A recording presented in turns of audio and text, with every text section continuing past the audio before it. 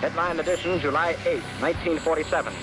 The Army Air Forces has announced that a flying disc has been found and is now in the possession of the Army.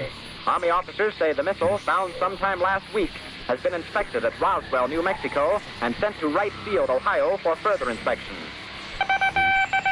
Very serious. Non-human intelligence exists. UAPs are real. They're here, and they're not human. Do we have the bodies of the pilots? Biologics came to some of these recoveries. Yeah. Do you believe that our government is in possession of UAPs? Absolutely, based on interviewing over 40 witnesses over 4 years. What else you want to know? $7 was... Good evening and welcome to another episode of Across the Pond. I'm going to bring you something special this evening, not the traditional episode that we usually do. As you will be aware, I've been away for the last few months, the last probably 4 or 5 months, I've not done an episode. The last one was with Drew. And the reason for that is, since the last episode, we've been doing a lot of dot connecting and trying to piece things together for the big picture. And after sort of seeing the big picture, it sort of seemed a bit pointless doing some of the content that I usually do. So after everything and putting this big picture together and researching and looking and seeing who's on the page, it seems only fitting that we do this episode and deliver it with the severity that it deserves. So the guest that we've got joining us is a very special one. But first, I'll introduce my co-host for the evening. He's going to be Matty from UFOs Around the World. Matty, say hello. Hello, across the pond. Glad to be here. A man of many words. He'll get going. I'm sure he's got a boot. You've got a drink there with you, mate. He usually has a drink accompanying him, a stiff one. Not this evening, that. I'm going to go and get that now, actually, while you're talking. Don't take too long, mate. If I'm freewheeling it, this intro's not going to be the best, I can assure you. And for the main bulk of the interview, I've lined something very special up. We've got none other than the modern-day Indiana Jones. We've got a forensic geologist who's not just into rocks, is into unearthing the secrets and the mysteries of our history as a race, as a species. And when I say that some of this big picture that I've been looking at recently, it makes it very evident that what we've been told has essentially been a lie our entire lives, and there's been a deceitful plan in place to deceive us all. And it's been successful up until now. And the man who has been piecing together our history for the best part of 40 years, who's been out in the field as well as in his own laboratory, doing the work inside and boots on the ground stuff, is Scott Wolter. So, Scott, what an amazing honor it is for me to have you on. I don't know how we've managed to get you in the first place. It's a miracle, especially given what you've been recently working on, which we're going to get to at the end of the episode. But thank you so much for joining us, sir. Yeah, well, thank you for having me. I appreciate it. And there's no magic going on here, man. Like you said, boots on the ground is the only way to make it happen. And we got a good story to tell today. Oh, yeah. Well, we may as well start at the beginning. And I'll start because I'm a relatable guy, I think, to the British audience. I'm a normal bloke from up north, same with Matty. So we'll start at the beginning for us. Now, when we went to school and we've been given pieces of history as we move along through the curriculums, and we learn about this and we learn about that, they go with a certain narrative. And it would appear that that narrative is wrong, and that's something that you've been looking at for, like I said, the best part of 40 years. But what was it that got you interested? Was it just pure curiosity? How did you fall into this field? Well, fall into it is a pretty accurate description. I'm a forensic geologist, for those that don't know, and I run a materials forensic laboratory in St. Paul, Minnesota, where basically we do autopsies on concrete and rock. And everything that comes into the lab is because, something went wrong. Either the concrete cracked, had low strength, or there was a catastrophic failure. Something went wrong. And what they want us to do is to try to examine samples, do our autopsies, if you will, on samples from the problematic situation, and determine first and foremost what caused the problem. And then the second thing is who's going to pay, right? Who's responsible? And so with that, we get involved in a lot of legal work. So I'm often called to testify as an expert witness. And as a licensed professional, I need to be prepared to testify in a court of law under oath to my findings. And that's a pretty high bar. So that's the world that I live in. I am semi-retired now, but I was in the office yesterday, and I do a lot of traveling. But when I'm around and I can get into the lab, I get in there. I still like to work with the young people, coach them up a little bit on things that I've seen, and I still have a lot of customers that call and want us to do work, and then of course I have to write the report and do the follow up. So, but I'm doing just the right amount. I like to stay involved in the industry because I love the work that we do. So that's really what I do. But to answer your question, my life took a big turn in July of 2000 when I was approached by a representative of a museum in Minnesota who wanted to talk to me about examining the Kensington Runestone. And for those of you that don't know what it is, it's an artifact that was found in Minnesota in 1898. A Swedish immigrant farmer was clearing trees in preparation for farming. And when he tipped over this 25 to 30-year-old aspen tree, tightly wrapped in the roots was this 202-pound stone that pulled out of the ground that they noticed had a long inscription carved in Scandinavian runes. And basically, the scholars have been debating its authenticity ever since it was pulled out of the ground. And I can tell you now that the scholars completely screwed it up. And a lot of it had to do with a simple, basic thing that they were unable to do. And that was to admit that they simply did not know what much of the inscription was on this stone.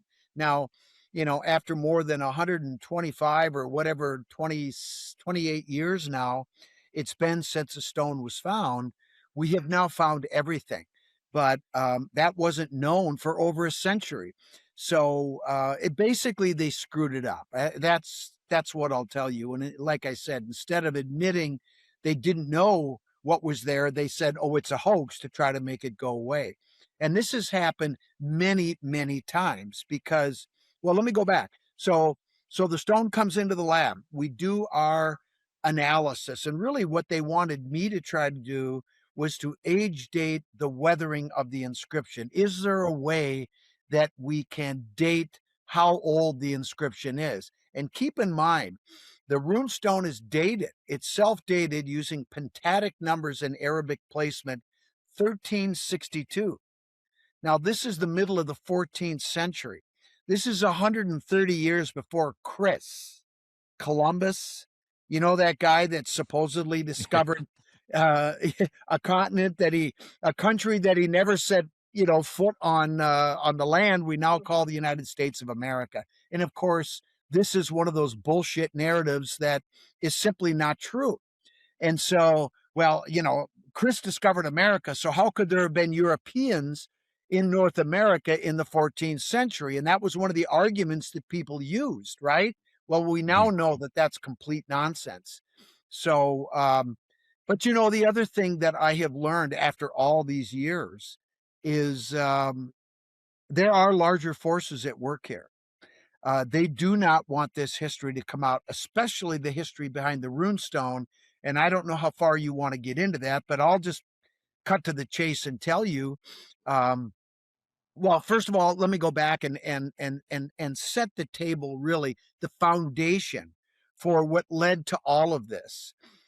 They wanted me to age date the inscription, and I really didn't know exactly what to do initially, but I did come up with a method I thought might work. And basically what I did was I compared the weathering of tombstones of like mineralogy, the same mineral grain size, from the same weathering environment. The climate had to be the same as Minnesota, right? And what's important is the runestone has not been in a weathering environment since Olaf pulled it out of the ground in 1898. And so what I did was I had to go to the East Coast to find tombstones that were old enough to get me some numbers. Now, if I went over to across the pond to where you guys live, 200-300-year-old buildings are nothing, right? Well, in our country, those are old. And so I went to a cemetery in Maine where with permission, I took samples off of Revolutionary War era tombstones. And I compared the weathering of those with the weathering of the runestone. And I concluded that the weathering of the runestone was older than 200 years because the minerals started to come off the tombstones at about 200 years. On the runestone, they're long gone. So it's older than that. But that's from 1898 when it was first pulled out of the ground. And when you go back 200 years in Minnesota, there was nobody there except maybe some monks wandering around or, Christian missionaries. So really, nobody could have done it. So I concluded that it was authentic. And I was pretty proud of that work. It was all peer reviewed. And when I published it, I thought, well, that was cool. They got one, good for them. And I was ready to move on. Well, that's when the backlash came. And it was swift, it was hard, and it was harsh. And at first I was confused. And I said, wait a minute. I said, I'm not perfect. If I made a mistake, point it out, I'll fix it. Well, I didn't make a mistake. They just didn't like the result. Well, at that point, I said, well, guess what? Tough hop. You don't like it? That's your problem. I'm running with it. But they continued, and it got nasty, and it got personal. And, I don't want to sound like I'm some tough guy, but I went to school on a football scholarship, and I was a linebacker up at UMD. And you want to go? Let's frickin' go. And so obviously I can't frame them up and put them on the ground. So I had to outsmart them. So the rock told me it was authentic. I trust rocks. I don't trust some people. Rocks don't give a shit. Rocks just are. So I knew it was real. Therefore, everything in that inscription, the language, the runes, the dialect, the grammar, the dating, everything must be consistent with the 14th century because the rock said so. And so at that point, I decided, screw them, I'm going to go figure this out myself. So I took 5 trips to Sweden because it was old Swedish, right? I figured the monk that carved it must have been educated in Sweden. And I ended up going to an island in the middle of the Baltic Sea called Gotland. Are you guys familiar with that? Yeah. That's basically where all the people in the Baltic region go for their summer vacations, right? It's beautiful. And it's a big island. And what I did was I went to all 92 churches on that island, 92 medieval churches. And I went to all of them because I'm anal retentive. Because in my mind, the biggest piece of evidence I'm going to find is in the one damn church that I don't go to, right? And so what I was looking for were grave slabs, medieval grave slabs, most of which had been pulled out of the ground and mortared into the floors of these churches to preserve them. And that's where I found all the language, runes, dialect, grammar features were on the island of Gotland. Now, to be fair to the scholars who, had not found those, I'm not some brilliant guy that knew where to go and they didn't. The reason was because the last place that the Scandinavian scholars published the runic inscriptions of Sweden, and they've got thousands of runestones there that they've already published, going back to the Viking era, right? All the way through medieval times.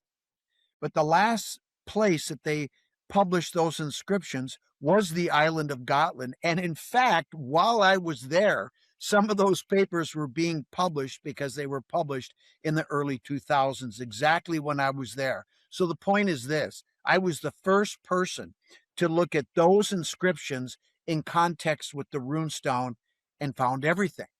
So the rock was right.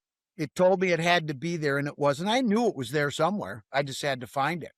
Now, the next thing that happened was that when I was in these churches, I was seeing these interesting crosses. I don't know if you see that one right there. Yeah, interesting colors as well. The Templar, right? Yeah. Well, that's my banner in the Templar cross. I am a Templar in 3 different orders, and but I wasn't at the time. And anyway, I saw these crosses, so I started doing research into the origin of these churches, and they turned out to be Cistercian. And I didn't know what a damn Cistercian was at the time, but I can read, so I did. And the Cistercians were the white monks that wore black mantles. You remember the red and white colors you saw there? Dualism, the concept of opposites that keep things in balance, which says a lot about their true ideology, which we can get into later. But in any case, I found out that all 92 churches were built by the Cistercians, and it was the Cistercians that also had a military monastic order that was part of them called the Knights Templar. So a lot of people have attacked me and criticized me and said, oh, isn't that convenient? The Knights Templar. Whenever anybody wants to solve a problem, they always go to the Templars. No, jackwagon. The reason I went to the Templars is because the evidence trail went straight to them and nobody else. So that's how we got to the Templars. And of course, that opened up a whole nother bunch of cans of interesting history. And we can get into that. But we now know that after the put down in 1307, the Templars didn't just disappear. They ended up coming over to North America multiple times. And the bulk of the action that happened that ultimately led to the founding of this country took place in the UK. Specifically in Scotland. So we can get into that if you want, but obviously you guys are probably well aware of the Templars' history in the British Isles, and it's extensive. And it was up there that ultimately those treasures that were spirited away from France ended up in Scotland. They were protected there for almost a century, and then starting in the late 14th century or the mid 14th century, they began to bring them over here. Well, isn't that interesting? The date on the Kensington Runestone is 1362, right exactly in this time period. So it's a fascinating historical story. There's many tentacles to it. I don't know which one you want to go down, but that's how I got here. Thanks for that, Scott. I don't know if your Wi-Fi keeps dropping. I just thought I'd mention that now. I don't know if are you far from the router or something? It just keeps dropping and your camera keeps freezing a little bit. Oh, it is. Okay. Yeah, I you would got do that. froze up just a couple times, but it's working great now for me. Yeah, it's fine now. There's something that you mentioned today when I watched it in the Wi-Fi. Is you dated it to 1362 using the medieval Easter table and the specific ruins. Yep. Can you explain the double dating system? Okay. Well, the double, you mean on the runestone? Yeah. Yeah, good question. And it's brilliant.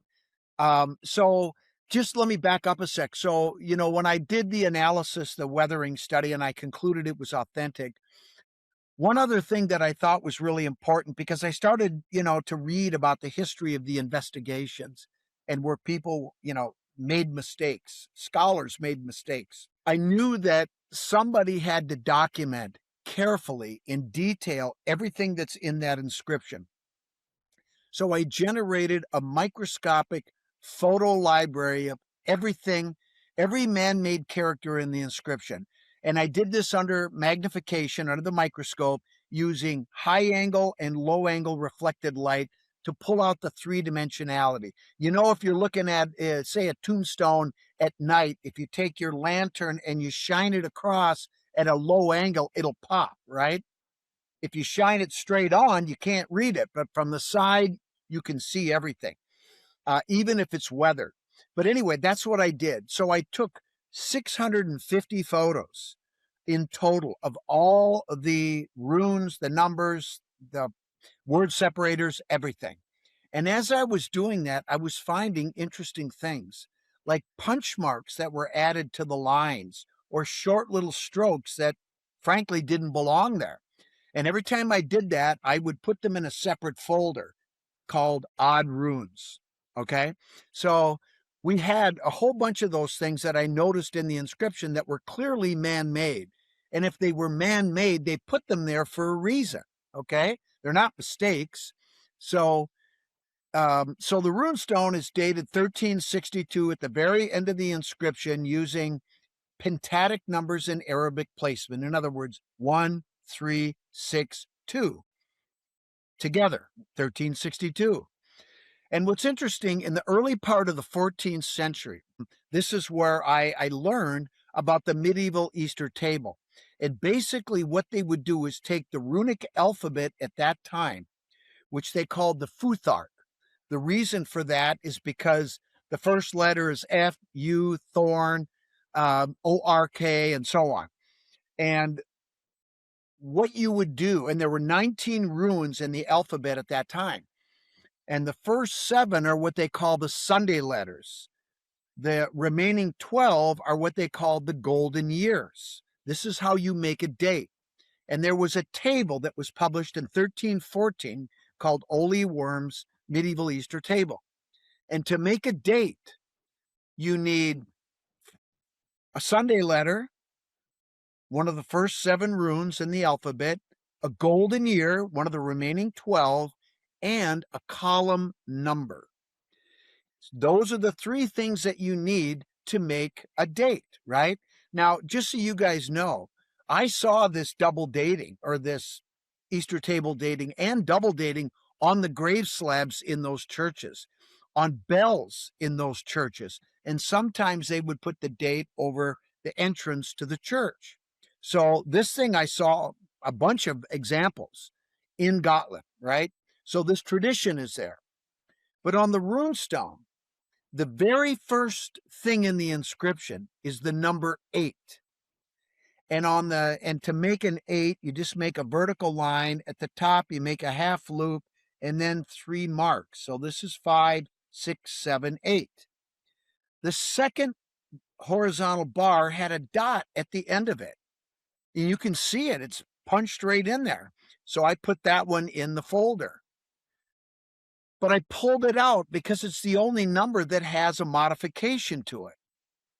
And if we use the number 8 and the L in line 4 in the word that the scholars had a problem with, scalar, which I think is actually Sinclair, but that's a whole nother story.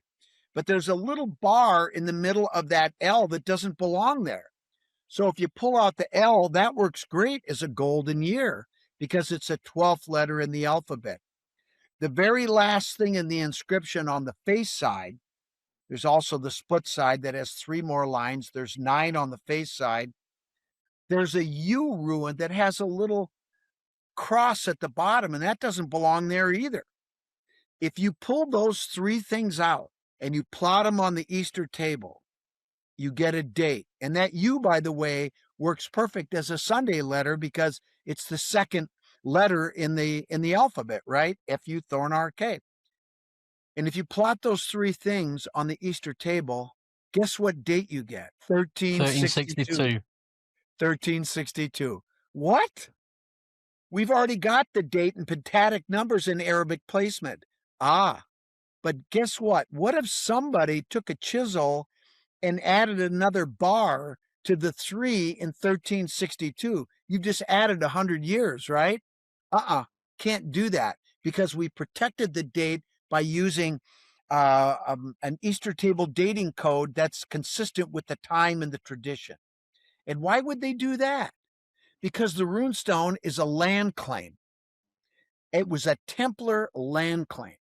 So in addition to bringing the treasures over to North America and hiding them for centuries to eventually be used to found that New Jerusalem, that free Templar state is what they called it in the Sinclair Weems journals. Brother Francis Bacon called it the New Atlantis, a place where people could live free from the tyranny of the monarchs of Europe, free from the persecution of the Roman Catholic Church. Who suffered from them? The Knights Templar did. They were put down by those 2 entities that combined together and elevated their power above the people. And so this story makes perfect sense, and it's been suppressed. It's been known the whole time, but it's been suppressed. And that land claim was placed in the center of the continent along the north-south continental divide. And that's not an accident either, because at that time, both the French and the Dutch had a land claim practice where if you placed a land claim stone in the ground and a tin plaque in the tree for redundancy, but the tree is not permanent, the stone in the ground is. You could lay claim to the entire river system and all the land associated with it, which is about half the continent. If you look at that land claim in Kensington, Minnesota, that's along the north-south continental divide, the Mississippi-Missouri watershed all the way to the Gulf, and then the Red River Hudson Bay watershed to the north into Hudson Bay. So, I mean, I don't know why we're the first people to talk about this. I mean, nobody has ever gone anywhere near this because it was a fake, right? It's not a goddamn fake. It's arguably one of the most important historical artifacts in the world, and they treat it like shit. And that's going to end, and it's ending right now. Yeah, Sorry. well, you know, I'm drinking coffee. I'm fun up. Sorry.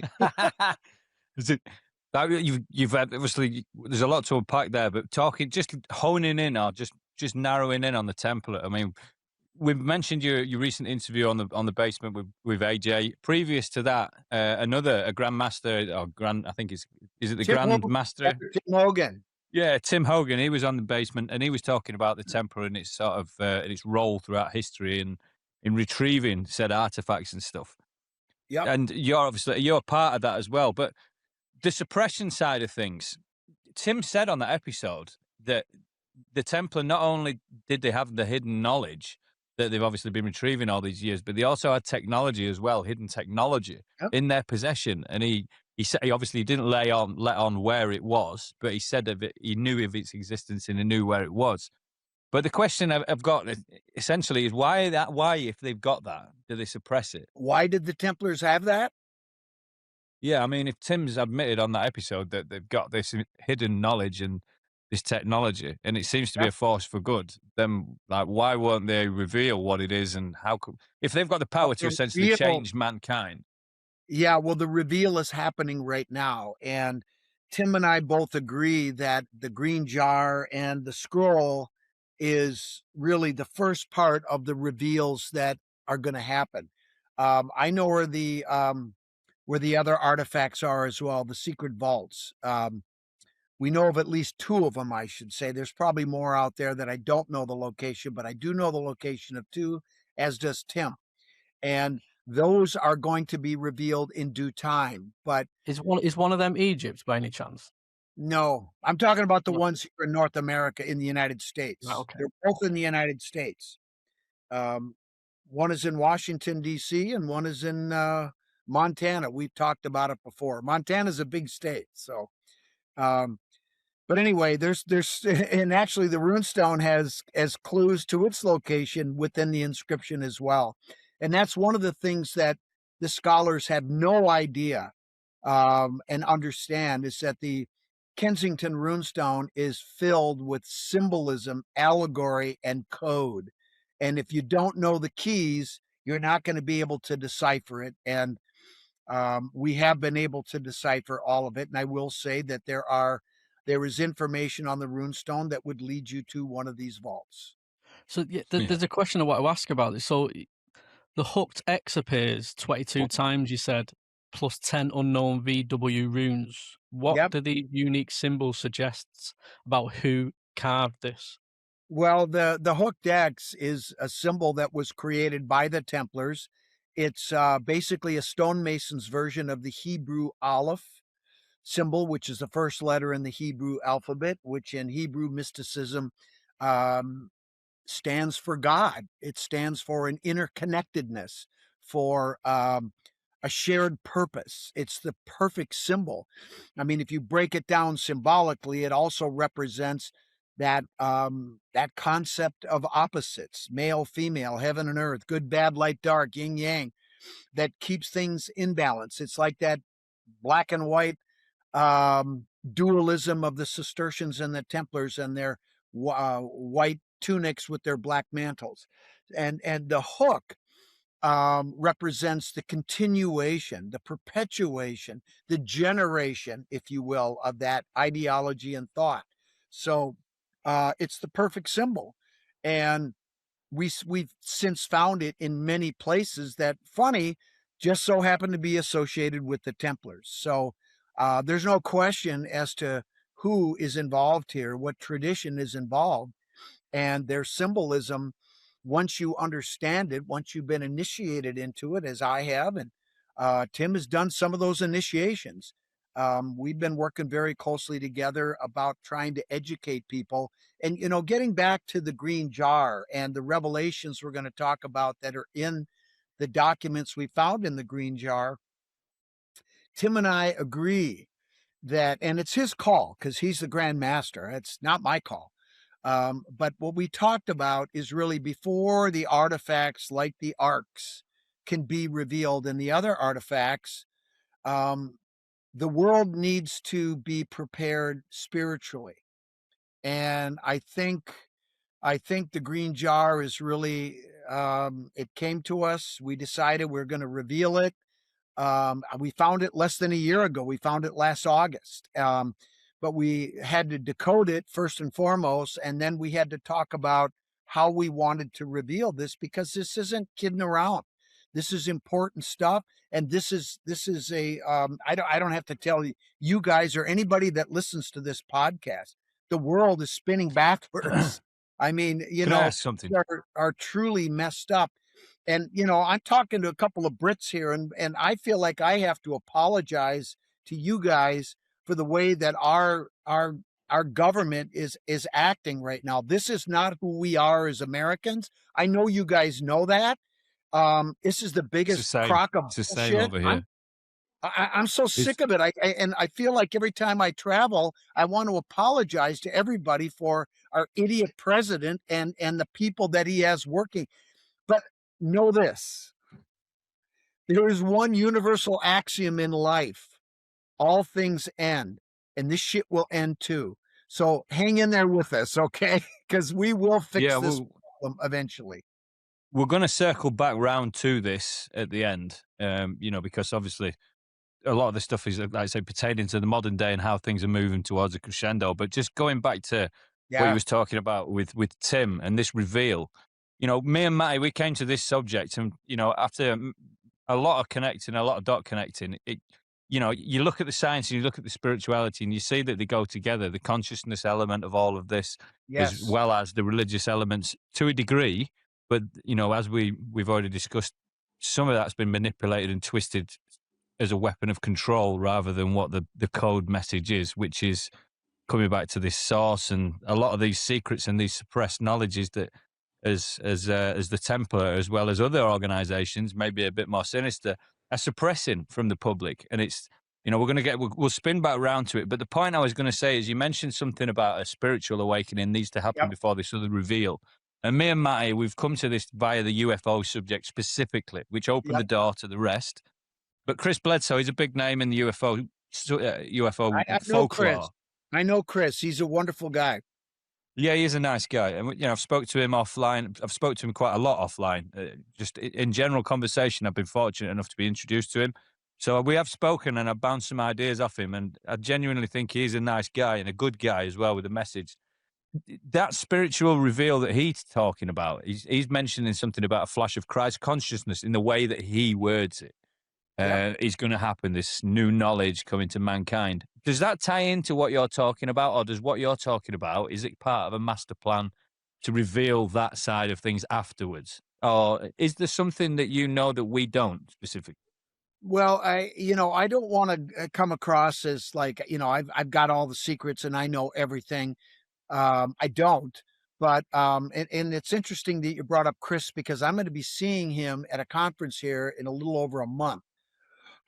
Wait, I guess it's almost 2 months. But anyway, no, it's 1 month. Yeah. But anyway, we have some things to talk about. It was interesting. I first met him a year ago at the Contact Modalities XPO conference in Wisconsin. And he came running up to me, and because he had listened to a podcast where I talked about my own lady experience, and we got on just great. And we talked about a lot of things. And now that we have discovered the scroll and all this stuff has happened, He and I are going to have another conversation. We did communicate a little bit online here about a week ago, and we're going to sit down and get after it, because I think, you know, he's legit.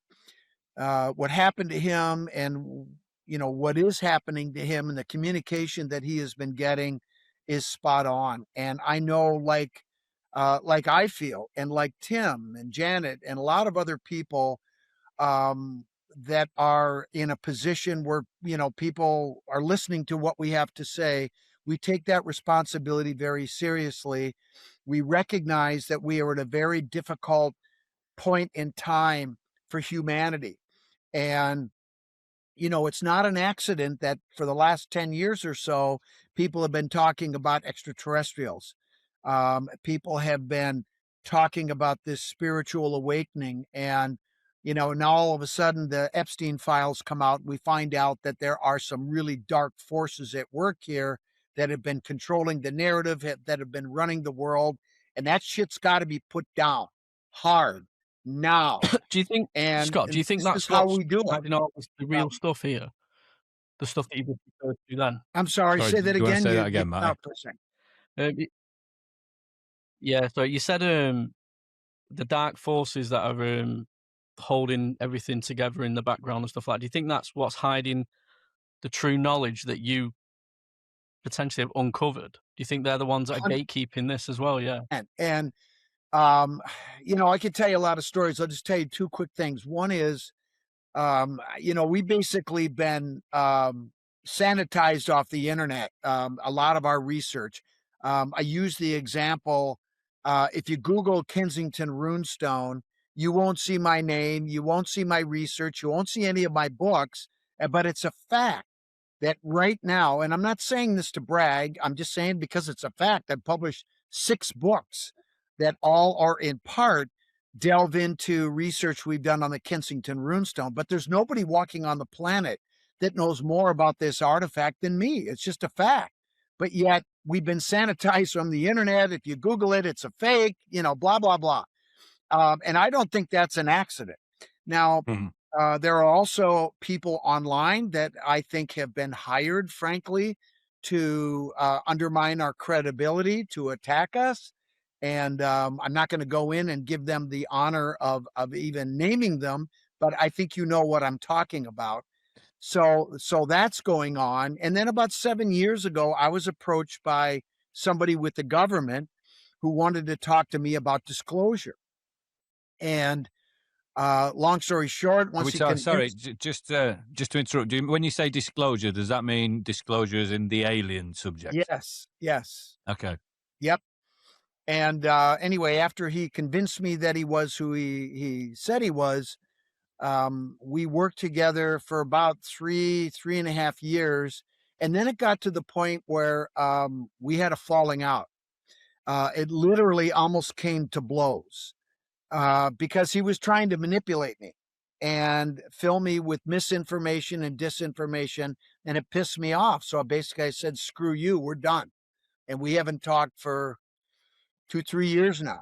And have you never named this person? Well, he went by the name Holden, but that wasn't his real name. And I knew that, but it didn't really matter. You know, at the time, he was appealing to my patriotic side and my side that wants to be forthright and get the truth out there, regardless of what people think. So is this a guy who's been in the UFO subject since, as in the public domain, speaking at congressional hearings, etc.? There were a number of people that I know that wanted to speak with him, and he resisted that. He did not want to, you know, go public. He didn't want to be out there. He wanted me to help convey the message, and I did that for a while because I believed in what the message was. But when it started to go down this twisted road, that was it for me, and I was done. But so you've just mentioned that. I mean, you just said to me pretty much all I need to know on the UFO disclosure movement with regards to its official narrative is you got propositioned by a member of the official narrative, essentially, and told to stick to the script, and you said no and walked away from the disclosure movement because you knew that it was the wrong narrative. That's essentially what you're saying, right? Well, it wasn't so much the narrative about disclosure, although, you know, how do I know for sure everything that we were talking about, the information that he shared with me, the videos that I watched, you know, some of the people that were there educating me have been called into question since. And, you know, just because somebody's called into question, you know, this is the difficulty with misinformation and disinformation. What the hell is truth, right? And that's what they do, is they get you questioning everything. And so unless I can verify something myself, you know, I got to be really careful about what I say. And I got to the point where I just didn't trust him anymore. So I'm out, and I bailed. So good on you. Can I ask, you know, and we're just talking about, you know, I'm just going to say one more thing about Chris Bledsoe, and then we'll move. I mean, we'll stick with where we're going, but I think it's pertinent. I'm good. Yeah, it's pertinent to mention it just while we're here anyway. You know, one thing we know, one thing that we're learning quite rapidly is that a lot of these conspiracy theories that people have spoken about over the years are coming true. I think there's only 2 left out of all of them, and everything else has pretty much come full circle. Yeah. But one thing we know from the JFK files and other ones is that the CIA, 3-letter agency, are very, very sticky customers, and they're heavily dealt into a lot of these things. The one thing that concerns me slightly is some of the wording that's been used recently, and I'll specifically mention Trump declaring himself anointed by God, and then doing the God's work and everything else about what's happening in the Middle East. But hang on a second, Scott. I've got to just say this, right? Because it comes back to Chris. Is that we know that the CIA were involved in those conspiracies. We know that they've done dirty things and they continue to do dirty things, yet they keep the company of Chris. And that concerns me, because Chris is a nice man and he's a good guy and his message is true. I know that to be true. But I know that the company that are hovering around him are also, they've got a track record of doing bad things. So that concerns me slightly. And then especially with Trump making that declaration, it sounds to me like there's some kind of narrative coming for some chaotic worldwide Armageddon type scenario that's going to have this false prophet in the shape of a Mr. Donald. But the problem is they're hijacking the whole thing with this Christian movement. It's all about Jesus and Jesus and Jesus, which is, it's fine. But something that I've accepted, and I think I spoke to you about this the other day, Scott, is that any religion for me that has got a fear-based narrative is created by whatever this dark entity is that these people are worshipping at the Epstein files. These dark people, they're worshipping some kind of dark entity. And for me, any fear-based religion, it completely goes against what this message of God is, and that there is eternal life, and that we're here, and the divine beings, and there is no heaven and hell, basically. We go on. And that seems to be the big secret that they're keeping from us. But these religions, and all of these religions, seem to be under that one fucking dark entity. I don't mean to use colourful language, but it's quite serious. I love the colourful language. Keep it coming. So taking all that into account, we know that the way that you control the masses is by fear. So the fear narratives in these religions don't make sense. It contradicts what the message of God actually is, what it says. And this is coming to the scroll and all the rest of it, and what the actual the meaning of God and consciousness, source, or etc. is. But it worries me that you've got 3-letter agencies that have got a track record of getting involved and fucking things up, and genuinely just doing malicious things, and controlling and psyops and programming the public, etc., indoctrination, Stargate. You can add it up. The list goes on forever. And they're hanging around with Chris and this message of Christ, and then the Trump thing. So what do you make of that? I mean, is there something to be concerned about here, Scott? Well, I think there is something to be concerned about. But, you know, this is coming kind of out of left field, but I think what I have seen recently is that there is we have a pineal gland, right? Our third eye. And apparently there has been an effort for a long time, going back to the early 1950s, by using chemicals within our food and our medication to cloak this third eye.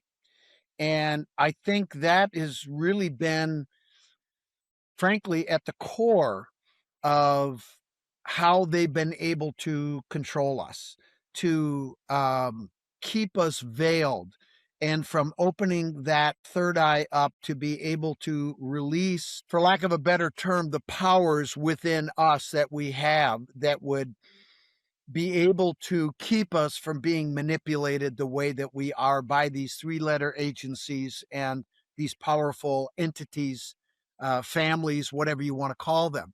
But I think what's happening now is we're on the verge of opening that third eye up in everybody. Because one of the things that is pervasive throughout these messages, and not just in the scroll, but in other encrypted messages that we have, and I haven't published yet, but I'm going to very soon. The overriding message that we get is this: the power of God is within you. And I think once people understand, it's not just, a mental recognition that you have that. And I've lectured about this in the past, and it really happened to me when I discovered this code, what the Kensington inscription really was all about. And what I discovered is that, people, I think everybody at some point, I don't care who you are, at some point in your life, you ask those big questions in life, right? What happens after I die? Is there a heaven? Is there a God? All that kind of stuff. And at the end of the day, people take this spiritual journey in many different ways. Some go through organized religion, some through, their own private studies. But at the end of the day, however you go on this journey, at the end of the day, what happens is it all comes back to you. And I think that this power of God is within you is really true. But I think, people focus on their heart, this chakra right here, when this is the one that needs to be opened. They all need to be opened. And then I think once that happens, that awakening, that turn, if you will, from this dark path that we're going on will be shifted and we'll start going in a different direction. And I don't know how to do that, but I'm going to find out. I'm working on that right now. What I think that's really important, because that is the overriding message in these documents. And when we go through them right from the get-go, that's the first thing that came out of the jar. And I'll explain that a little bit. But getting back to Chris, I think what you were saying without saying it, and correct me if I'm wrong, but it almost sounded to me like you were questioning Chris as maybe being one of those three-letter agents that's out there. I don't know. He could be. Think so? Guy that I've met. I just jump in quickly? Can I just say something quickly about Chris? I don't think he's. I think he's got a personality that could be manipulated. I think he could be bullied into saying things. He hasn't got the personality that you've got, Scott, where you'd want to punch him and tell him to F off. I don't think Chris is that guy. So I think if a guy was going after you and going after Chris and working to try and feed his bullshit, you're going to tell him to fuck off. Chris is probably going to tag along and play along with it and stuff like that because he's too scared to tell him. Oh, he's a nice guy. He's more gullible. Yeah, he's a nice guy and probably a bit more gullible. That's what I think. That's just to add on to that. Opinion. To add on to what Matty's just said there, Scott, is I completely agree with Matty. I think the people around him are very powerful people and they've done nasty things, and I know that they can manipulate people. And Chris is a really nice guy and a good guy. So I think that could potentially be something that I'm concerned about. But I will say this as well. I know somebody who is from the Native American, the American Indian background, Native Americans. And he, he's a sun dancer. He's involved heavily with their community. He knows all about the history and the past as far as their spirituality is concerned. But he talks a lot about Egypt and Osiris and things under the Sphinx and things and various other things. And something that comes, that links to G.E. Kincaid, stuff that he found maybe in the Grand Canyon back in 1909 or when was it 1908 or round about that date. Yep. And stuff that's in the Grand Canyon linking to Egypt and their past and history and Atlantis, etc., etc. Well, he talks about that a lot. And Chris messaged him and said, you can, if you stop talking about what you're talking about, basically, and start talking about Jesus, I'll help bolster your audience. That's a strange thing for me to. I seen the message. I thought that was quite peculiar. Chris messaged him, and can you say that again? He said so what? So Chris says if you start essentially spread the word of Jesus and stop talking about what you're talking about with pipes and Egypt, etc., and spirituality, and as far as the Native Americans are concerned, I'll help bolster your audience. Now I find that peculiar thing to say. Bolster his audience? It almost sounds like he's trying to broker a deal. That's what I'm saying. But Drew's not exactly a big player, so to speak. I mean, he aired this publicly the other day, which I don't know if I necessarily agree with, but he put it out anyway. And he just mentioned, and he showed the screenshot, and Chris basically says, I'll help bolster your audience if you start talking about Jesus. Now that, again, I'm not suggesting anything and I'm not saying anything. I just know that the company that he keeps with these 3-letter agencies add the narrative of Trump and et cetera, and then it just kind of smells fishy to me, don't you think? Yeah. I mean, Matty, am I seeing something that's not there, or does that seem fishy? Well, this is new to me. I didn't know what you're saying. But what I was going to say there is, you said before you realised that someone was potentially spreading something to you that you thought was bullshit. Have you heard anything that Chris has said where you thought, that sounds similar to what I was being told, but I dismissed it and thought it was bullshit? Is there anything Chris has said which you think he's someone that I knew that I fobbed off is potentially in his ear now? Okay. Well, let me just go back, and I want to address something you guys both said, that Chris has a type of personality that certainly is different than mine. He's a more quiet, gentle guy, and he may be more susceptible to being influenced. I don't know him well enough to really understand, the deeper parts of his personality. So, but I certainly understand what you're saying. I can see that, and it might very well be true. I got to be honest with you. My hackles go up have always gone up when people want to talk about Jesus. But it's always sort of been in a, more of a conservative religious standpoint, and I just don't have any time for that. But now I look at Jesus a lot differently since the discovery of the scroll and who it turns out that he might really be. So, but I think just, the big picture is, Scott, is that the big picture about Jesus is that Jesus obviously existed and was incredibly important, but we've had a distorted truth of who he was actually. But right, carry on point. Yeah. I think you could probably agree with that. No, I think that's a really good point. And, I'll be honest with you, the first time I was around Chris and we had a conversation, he came across to me as sort of a born again type. And those people concern me, let's put it that way. But I also, I want to give Chris the benefit of the doubt that maybe the way he worded it came across that way, but that's not really what he intended. And so that's part of the conversation that I want to have with him, is try to understand where he's coming from a little better, because I know he wants to talk to me about the scroll.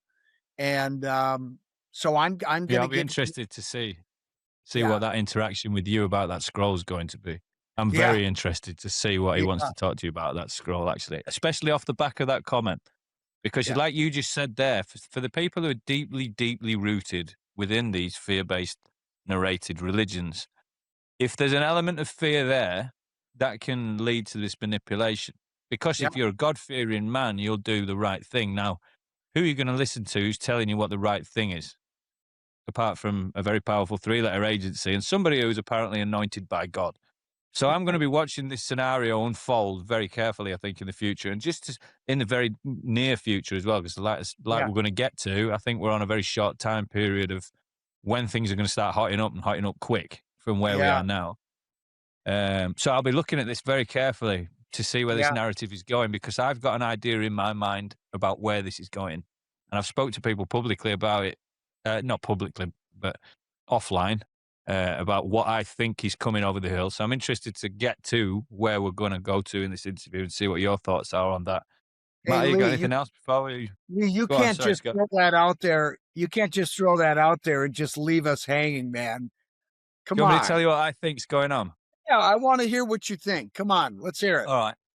Big picture, I think what's going on is we know now that politics is a joke and it's nothing to do with what the people want. We know that it's a theatre, essentially. The left and right of politics, it doesn't matter where you are in the world, in the Western world. Those are your two shows. You can either vote for the left or vote for the right. Both of which, like I said, is a theatre for these uppers, these elite circles, these people that suppress this information, which is where we're at now, and where we have been for hundreds, thousands of years, possibly, of this suppression. I think what we saw in COVID was a mass lockdown of people, and I don't think the system that was already on its way out was ready for millions, well, billions of people going down rabbit holes and learning about stuff when they had nothing to do but sit indoors and go on the internet. And since then, I think the horse has bolted and they can't put it back.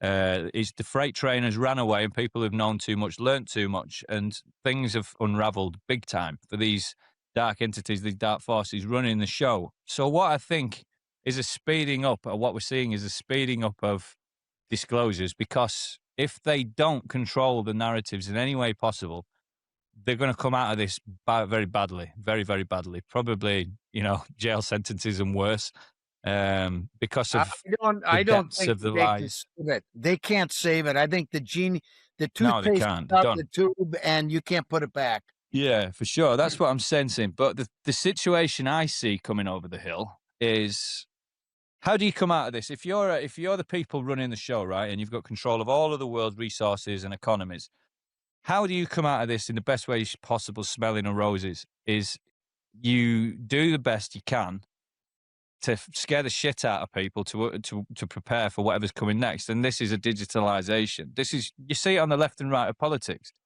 Everybody wants AI. Everybody wants digital future. This is why you see all these AI tech oligarchs cozying up to all the leaders of the world, investing in this and investing in this country and that country. It's because they know they're taking us towards this AI thing. And this dark entity, who all of these people in the files worship, is moving us towards an AI amalgamation with humanity. Because whatever it is about us, human beings, they fucking hate. And they don't want us here. And they just don't value us. And they're going to move us into this AI computerization, basically going to remove humanity by combining us with technology, which can be controlled from a mass cloud, a hive mindset type shit. But that's where they're going to move us. And this narrative that we see unfolding now, how do you get everybody on the same page? Everybody in the world needs a blue beam, right? And you see it playing out in the Middle East, Israel and Iran, and nuclear weapons being threatened and whatever else. And if you look at blue beam, you know what it is. It's essentially a false alien invasion. And who's been anointed by God? So what happens? You see things in the sky.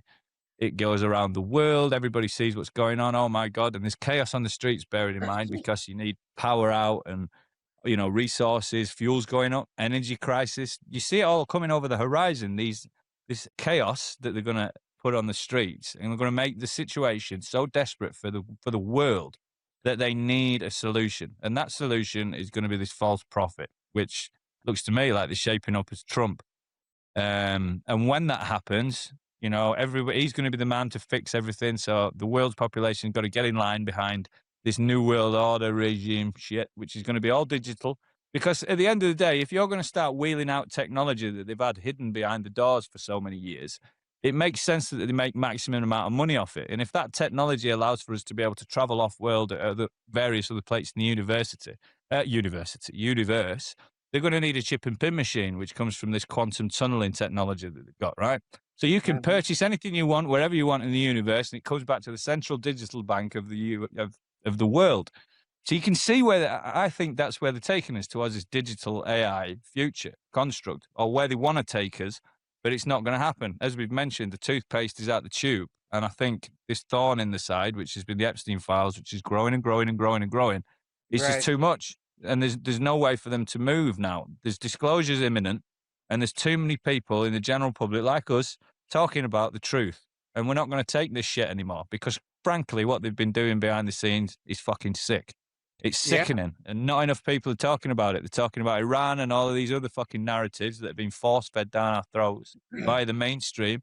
And they're not focusing on the stuff that matters. And that's what we're talking about. Well, But no, that's my big picture no, thing. I think it's solid. I think you got a solid thesis going here. You know, AI is at a point now where who knows what's going to happen with it. But again, there could be misinformation, disinformation that we're being fed about AI, and it's really hard to know where the truth is. But I think you're right. I think we're at a point now where the you probably heard that audio of Trump when he got pissed off and said, screw, F Marjorie Taylor Greene, if, do not release the Epstein file, start a fucking war. I don't care. But if I go down, everybody goes down. Well, that's exactly what happened. And that was only said a few months ago. And sure enough, here we are. We've got this goddamn war that we're dealing with to try to distract from the Epstein files, but that's not going to work either. And it's only a matter of time. I'll tell you what's going to probably happen here as we go into, well, there's a couple of things that I've heard. One is that enough Republicans are going to grow a spine and they will, impeach Trump basically with the 25th Amendment and the regime and get him the hell out of here. I would prefer to see that happen, but and not wait for the midterms, because he's going to try to do something to screw up the midterms so that we can't vote. Because I guarantee you, the special elections that we've had recently, almost every Democrat has won, including a representative in the Mar-a-Lago district where Trump lives. The person that represents his district is now a Democrat. So I think unless he declares martial law or he sends ICE agents to the polling places, they're screwed. We're going to vote them out, and then we're going to arrest him, and we're going to try them all and jail them all. He'll be the first one. So I think there's a big reckoning that's coming. However, yeah, I think so. That's going to happen unless something else happens before that has nothing to do with Trump, that is mentioned in the scroll. So, well, this is what brings us round, Matty. I'm going to lead you in here. You've been looking at the UFO subject for as long as anybody I know, and the narrative of 2026 and 2027 has been around as long. Well, I don't know. You can tell me how long it's been about, but it's been there for as long as I've been involved in this subject. I was there researching when the year 2000 rumor was around. I was there when 2012 rumor was around, and we're seeing it again now, 2026. We're seeing it again in 2027. I'm going to keep it short and sweet on what I think is going to happen. There is some seriously advanced technology that some of these countries have got. Looks like the United States, possibly China, maybe Russia, we don't know. For that technology to be released on this planet has to be at peace. We haven't got 50, 60 years anymore to try and bring peace. It's going to be forced, and I think we're starting to see that, and I think that's why all hell's going to break loose. They're going to force the peace. They're going to bring people to their knees, and that could sort of bring out a blue beam. I've never been a massive fan of it. It started on Star Trek, that when the blue beam thing, but I think it's going to be forced. They're going to have to, not everybody's on the same page. And I think the AI stuff and the robotic stuff could be, after a huge event where many lives may be lost, robots will come in handy to do the jobs of men that aren't here anymore. So I think that is where we're probably heading. I'm just going to keep it short and sweet there on that. I think when you look at it like that, when you look at the robots, they're coming out this year, I think, the Teslas. Yeah. And we're seeing and the war. Look at Bill Gates. Look at what Bill Gates said in the fucking files. I just think we're not in, you just got to look at the world. We are not ready for alien technology. We're ready for, there's aliens, but we're not ready for the alien technology. So I agree. If you're going to come out and say aliens exist, the questions are going to be: are they good? Are they bad? How long they've been here? What are they doing in the background? What all? And the media's going to run with it. different podcasts, all the truth coming out on what's actually going on with these things and what they're doing with the children and stuff like that, the trafficked children that are going, there's all sorts you can go into. They don't want to open that, they don't want to push that first domino yet. Once that first domino goes, the next domino, the next domino, the next domino. Yeah. They're trying to hold on to that domino. And once that domino goes, there's going to be a knock-on effect. And I think they're holding on for dear life on that. And that's just my opinion on it. Well, the average person doesn't know, though. But Scott, this brings us quite nicely down to the numbers that you found in the jar, the 626, because on that day, that's the very same day that Steven Spielberg, who we know is read into some of these programs and who we know is involved with this disclosure narrative that's been forced, on that very day, disclosure day, his movie is out. But that ties in, curiously, to what you have been recently speaking about. So I don't think there's any better time to get into it. Go on, Scott. Give us the grand reveal. What is also happening on that day, or what is suspected? Well, look, if I knew what was going to happen, I'd tell you, but I honestly don't know. What does the scroll say? What was the scroll? Tell us all about it. It has to do with disclosure. That's my gut, but I don't know. It just seems to me, what's cool about that number. And for those of you that don't know, the number 13 is a very. Can you tell us how you came to this scroll? Like, where did this information come from? Why did you end up going to this location? You want to back up and you want to hear the story about how we found it. Okay. Yeah, for the casual viewer listening, buckle up because this is going to get fucking wild real quick. Yeah, it's going to get wild, brother, man. Hang on. Let me just grab my stuff so I have it here. I don't suppose, before we get into the meat of this, is there any, can you see his internet again now, Matty? Is he still really laggy? And because it's still quite laggy, but when I edit, when he sends a video over as well, I will edit it and I'll clip certain things, overlay things. So I will maybe take it from the WAV files, the overlay of the actual image and stuff, so That's people can see it as well. So thank you, AJ. Thank you, AJ, from the WAV files. We're probably going to steal his stuff. Scott, your internet's I don't think he minds, does he? Well, we might give him 2 more followers. You know what? AJ is a wonderful guy. I can't say enough good things about him. We really had a wonderful time, and I suspect that we might do another podcast with him. We really got on well, and we got a lot more to talk about. So, but anyway, whatever you guys are going to do, you do it. Well, all right. So I don't want to spend a lot of time talking about Don because I could talk about Don for a long time, but I first met him in 2006 when I was introduced to him by Zena Halpern at a conference, the New England Antiquities Research Association, near a conference. And he asked me if I would look at a stone that they had found in the Catskill Mountains that was inscribed. And I looked at it, and then I got to know him a little more. And then he asked me if I would be willing to go up on Hunter Mountain with him and look for carvings and some other things. And we did that, and we found another inscribed stone that was amazing. I don't have time to go into that, but in 2017, I happened to be driving through New York, and I decided to stop and see him. And we ended up signing an agreement to work together after he got screwed over by Zena Halpern, who he had signed an agreement with to write a book, and she decided she didn't need Don anymore, and so she went to the Curse of Oak Island guys, and then she died.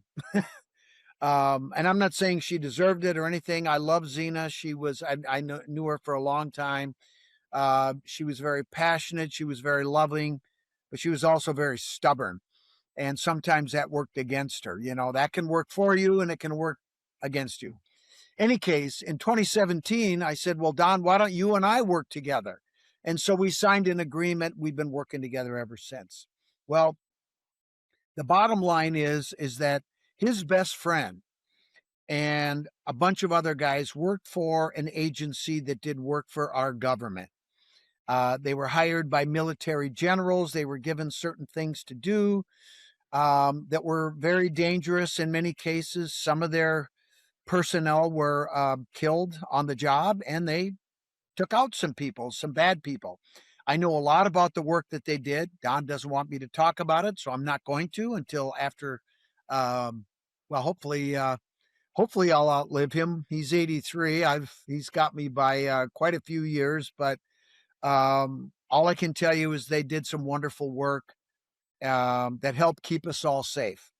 Anyway, his best friend, Bill Jackson, who also worked for the agency, purchased a document in 1971 that we now know was the last update of all the Templar records, Templar maps, correspondence, encrypted messages, artifacts, you name it. He purchased this document, a copy that belonged to a very prominent family in Italy, and he purchased that document. In 1990, and then he investigated everything that he could that had to do with this document, which I don't have time to go into.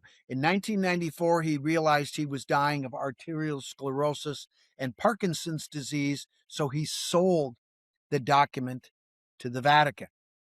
Now, before you get upset, like I did, how much did he sell it to the Vatican for? Do you know that?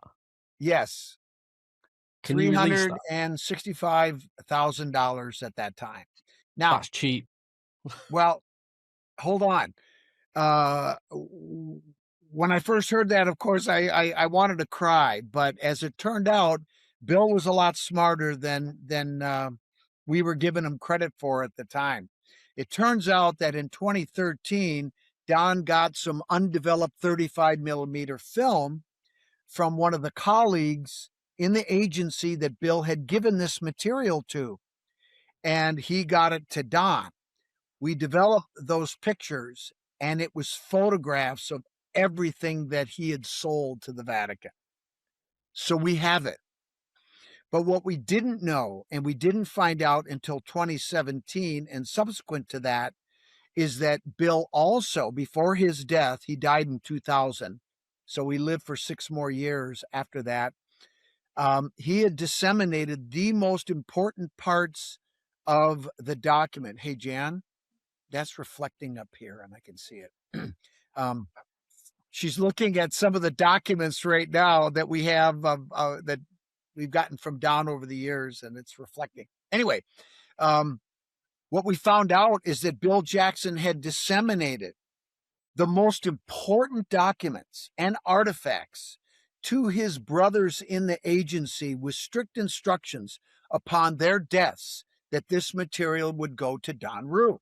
Now, one of the questions that we asked is, why Don? Why you, Don? Well, Bill answered that question in a letter that we got with one of the packages we got when John Drake died.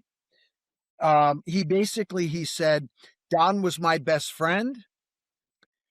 He was the only one that took my research seriously, and he's the youngest of the Spartan personnel, and he will probably outlive us all. And that's exactly what's happened. Don is the last man standing. The last guy to pass away before him was a guy by the name of James McMasters, who died last May. And while I was speaking at the Cosmic Summit, literally while I was giving my main floor lecture, Don called me because I had a message on my phone when I got done with my lecture. And he said, McMasters died, and I'm going to be meeting with the executor of his estate. Well, he did that a few weeks later, and then a week after that, we went out and we got that material. What he got were two documents, these documents right here. Now, these are, I don't have the originals here. They're downstairs in the vault, but these are color copies, and there's the back sides. But the first piece right here is Theban script. Theban was used by the Templars to encrypt documents, and it was developed back in the 13th century. Now, basically, there's 2 messages right here. And what I don't want to go into a big, long dissertation, but one of the things that we know, remember when I told you that Don wanted us to go up onto the mountain in the Catskills and we found that inscribed stone? The place that we went is called the Temple of the Goddess. at the temple, there were biblical era documents that were hidden there, that were in Europe, that were brought over here sometime before the 10th century and hidden at the temple of the goddess that was basically the leadership was all women. And in the 12th century, 6-ship flotilla of 144 men and women left from Britain, went to Denmark, and then eventually over to North America with the mission of recovering those scrolls and bringing them back to Europe. The mission went from 1177 to 1180, and they were able to successfully recover half of the scrolls. And they brought them back. Deposition was taken. A copy went to the church, and a copy went to the Templar tradition. The Grand Master was present when the deposition was taken by the lead Templar knight who led this expedition. His name was Sir Ralph de Sudley. He got half of the scrolls in the 12th century. The other half of the scrolls were still at the temple. One of the letters that we have in the documents that Bill left for Don was a letter that talks about the rest of the scrolls and what must be done with them, because in the letter he talks about settlement is happening in North America. This letter was written in 1656. At the end of the letter, he lists all of the documents that they still have. One of them that's mentioned, there isn't a biblical scholar that I can find that's ever heard of these documents before. They're called the Yeshua Scrolls. 8 Yeshua Scrolls. Now, the letter also talks about they're going to take these documents, get them out of the temple, and take them up to Montreal. Montreal was settled by the tradition, the Templar tradition, the Sulpicians. But that's another story. On the way to Montreal, the scrolls, the 8 Yeshua scrolls, were hidden in the Adirondack Mountains area. They didn't take them to Montreal. They were worried about those scrolls. We have subsequent documentation where the last guy to do that update that Bill bought, he did in 1908, he basically says, K, the angel K, says, take the Yeshua scrolls, pick one, burn the rest. I do so. I'll go with the Sulpicians. So there were 8 Yeshua scrolls. Now there's 1 left. Who's Angel K? I was just going to say, who the hell is the Angel K?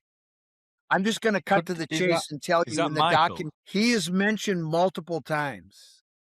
He's a frickin' alien. He was the one who demanded that this same guy, CLY, who did the update, who was sent by the Angel K to go recover the Book of the Wars of the Lord document and give it to the angel, who took it back. And he said it is no longer amongst the world of men, which begs the question, why did they want it back? And that was done in 1898 because that message is dated. There are 2 things in there. Just in case I missed something, do you think Angel K is someone that's evil then, not a good person? No, he's not evil. He's not evil. Nope. The reason that they took the scrolls back, or the Book of the Wars, the Lord scrolls, there were 2 things in there that the world was not ready for. One is aliens, because they're absolutely mentioned in that scroll, and we have that. I have not published it yet, but I'm going to. That's a whole nother thing we haven't talked about. The other thing that is in that document is a dual-gendered God religion. That is exactly what the hooked X symbol represents. Was the world ready for those 2 things in 1898? Hell no. But now that document has come to us, and we're going to make that public. We're going to make the scroll public, And that begs the question, is the world ready now for aliens and a dual-gendered God religion? Well, buckle up, bitches. Ready or not, here it comes. It's happening. I'm ready. I'm not fucking around anymore. So that's the backdrop. Yeah. Come on now. Keep going. All right. I'm just getting you caught up. Where's my beer? What the hell? You're drinking. I should be drinking. Have you got your beer, have you, mate? Oh, he's on the whiskey this evening. Baby. I've got the tea. See, I'm on the tea, on the branded tea. I love it. I want my Jameson, man. All right. So now we get to this. There's one more scroll out there, right? And this map tells us where it was buried. It was actually originally buried on an island, probably in 1897, because 1897 is in the message. But in 1933, we got this message. Due to increasing storms, the Order thinks the scroll is not safe now. We rebury it on the mainland. 1933. Now, I've been to this place. I know exactly what they're talking about. I've been on the islands, and obviously we found the scroll, so I went where they buried it. I know where everything is. But when I read increasing storms, Sherlock here thought they were talking about weather. And I thought to myself, geez, it'd take a lot of rain to get water to drown that island where the scroll was that they had to move. Well, no, it's a metaphor. In 1933, what they're referring to is events leading up to World War II and the activities of the Nazis in Europe. They were concerned about the Nazis getting a hold of the scroll. Now, as you guys know full well, the Nazis didn't just round up Jews. They rounded up Freemasons. And going back to what you mentioned, Lee, in the very beginning, about Tim talking about ancient technology and ancient information, going back to the Atlanteans. When the Templars captured Jerusalem, they didn't do it for the frickin' church. That's the narrative that they wanted people to believe. But what they did was they established a base of operation in the region so they could go into Lebanon, into Turkey, into Egypt, and round up the stuff that they knew was there because the ancestors had left that information for them, which included going into the Telpia tomb and taking the remains of their ancestors. Are you familiar with the Telpia tomb? No, I've done a lot of research on the Nazis and the UFO side of things. This is going to sound controversial, but I think there's something that's been hidden about why World War II started. And I noticed you mentioned in the Y-Files about 1933. Oh, it's all connected. A famous UFO crash, 1933, Magenta, Italy, which was apparently taken by Hitler and Mussolini, and then Pope Pius got involved. And really? And then and that was in June. Pope Pius apparently told the United States and the UK, and they went in. Hang on a second. Sorry, Matty, just repeat that again. Just listen to this, Scott, about what the Pope said. Say it again, because that could be connected here. Go ahead. So in 1933, I only know about this because of David Grush, which I was shocked about. I've never heard of this case. So there was a crash in Magenta, Italy. Apparently it was like a bell shape, but it wasn't a bell-shaped craft. The sides had fell off it. This was recovered by Mussolini in 1933. It was stored until 1939. Now, apparently Hitler was notified or something about this, and Pope Pius wasn't happy, and he notified the US and the UK. Again, just going off my research, I can't 100% verify. But that was in June or July, and then in September the 1st, 1939, the US and the UK World War II started. So it's the same year, 1939, when all this was apparently passed around and stuff like that. So, and then post it's interesting World when War you mentioned II. 1933, then you've got the Magenta Italy crash, and then you've got the. Again, just my research. Sometimes you got to be confident in your research. I think something's going to be okay. That's about okay. World War II. And then you've got Project High Jump as well, right? What was the first thing they did after World War II? Operation Paperclip took 1,600 Nazi scientists, engineers, and technicians. Which links to the documents we sent you yesterday, Scott. If you look into, I haven't had a chance to look at them yet. I was mailing. Matty knows about them. Sorry, there's something you might be interested in. There was apparently, I think it's called the Black Forest in Germany. I think it was psychics. They found a scroll or something like that. There was a scroll, and it was from this star system and the Aryan race, and that's again where the Aryan ideology came from. The blonde hair, blue eyes, the master race. They wanted to create this master race, and this is where they're saying that Hitler got this idea that we need to create this bloodline and stuff like that. So again, it's just research. I can't verify it. It's just you got to be confident sometimes that you might be right on stuff. So I'm just tying it in there with you. Maybe That's really interesting. It's the same year. Where did that craft crash? Magenta, Italy. It was in Italy. And then the Germans apparently got hold of it because of Mussolini. They was in bed together, but I think Pope Pius fell out with Mussolini for something because he was a bit of I can't remember the word he used for him. So he notified the US, and then that's when. So from my research, I just think that something went on for the start of World War II. I think there's a lot more to it that we don't know. That links into Admiral Byrd as well, though, doesn't it, with the Project High Jump stuff? Oh yeah. Well, that's really interesting. So, don't you think, Matt? I mean, I'm just getting your opinion on that. I don't want to give too much conspiracy to it. What I'm trying to say, I'm just on my research. I would not be shocked if we found out something shocking about why World War II started tomorrow. Would not be shocked, and it was to do with the technology and getting all that stuff over, and certain things being found, scrolls and stuff like that. Would not surprise me one little bit. Hey, Matt, let me ask you a question. I've heard some stories about, the Iraq War was, and Saddam Hussein was attacked, and we went in there because not only was he sitting on tremendous wealth, but this man can help you with that. Pardon? This man can help you with that. He's heard this, and he's been in the army. Well, yeah, so this links into... What about the Stargate or the portals? Is that true? Yeah, that's at Nineveh, right?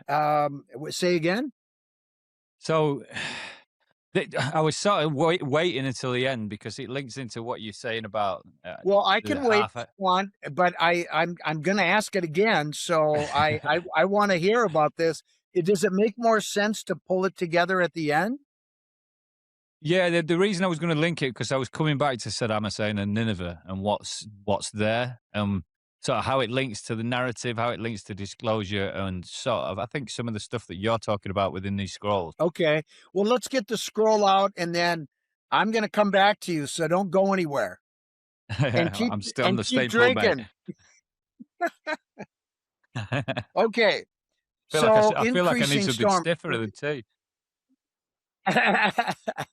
Okay, but I need to put a little context on this. So, and Tim was the one that told me this, and so if you want to dig into this more, you can talk to him. But he said in 1934 there was supposed to be a meeting in Europe where all the Templar traditions that were still extant at the time that had important information, whether it was technology or documents or whatever, or artifacts, they were supposed to meet, and that meeting was called the Council of Fiducie.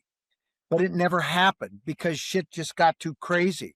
And as I told you, I alluded to before, not only was Hitler rounding up Jews, but he was rounding up Freemasons. And the reason for that is because he was trying to get Templars. And the way Freemasonry works, and I know this because it's happened to me, once you become initiated as a brother, then you might be invited into other orders like the Templar Order or the Shriners or whatever. And so the point is this, is that by rounding up all the Masons, you're going to get Templars too. And what Hitler was looking for was what they had. So this all sort of fell apart. I don't know the details of what happened. I'm sure some of the brothers were arrested, tortured, and who knows what he did with them trying to get the information. We know he got some information like the Bell Project, but what happened is a lot of those orders that were in Europe escaped and came over to the United States, and they hid their stuff in remote areas of the United States, like the Adirondack Mountains, hence this. So so that's what's going on in the first part. Now, the second message says Captain Marchand repackages, reburies the scroll, moss covered, I forget the last part, and it says 1953. And then at the bottom, it has CLY Sigla, Clyphus Lucinius Jarbo. That, of course, is a pseudonym. That's not his real name. And then the 23rd with the hooked X, which, of course, I love. But so this is the information about the scroll that we have in that note. But what's interesting is when you turn it on the back side and you flash a black light, we get another message. You remember the movie National Treasure? How they use lemon juice and heat to bring out the message on the back of the declaration? Well, a black light will do the same thing. It'll bring out the message. And this one says this: Captain Marchand, the same guy mentioned in the previous message, dies 1973.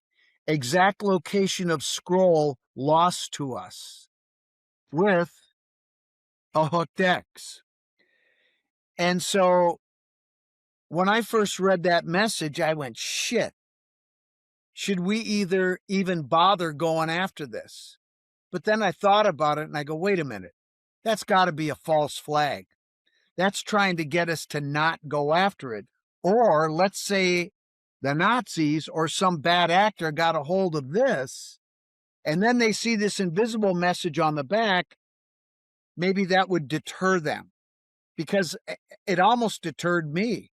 But I said, screw it. I don't want to be an old fart, not able to go into the woods. So we're going. I think it was a false flag, but that's my opinion.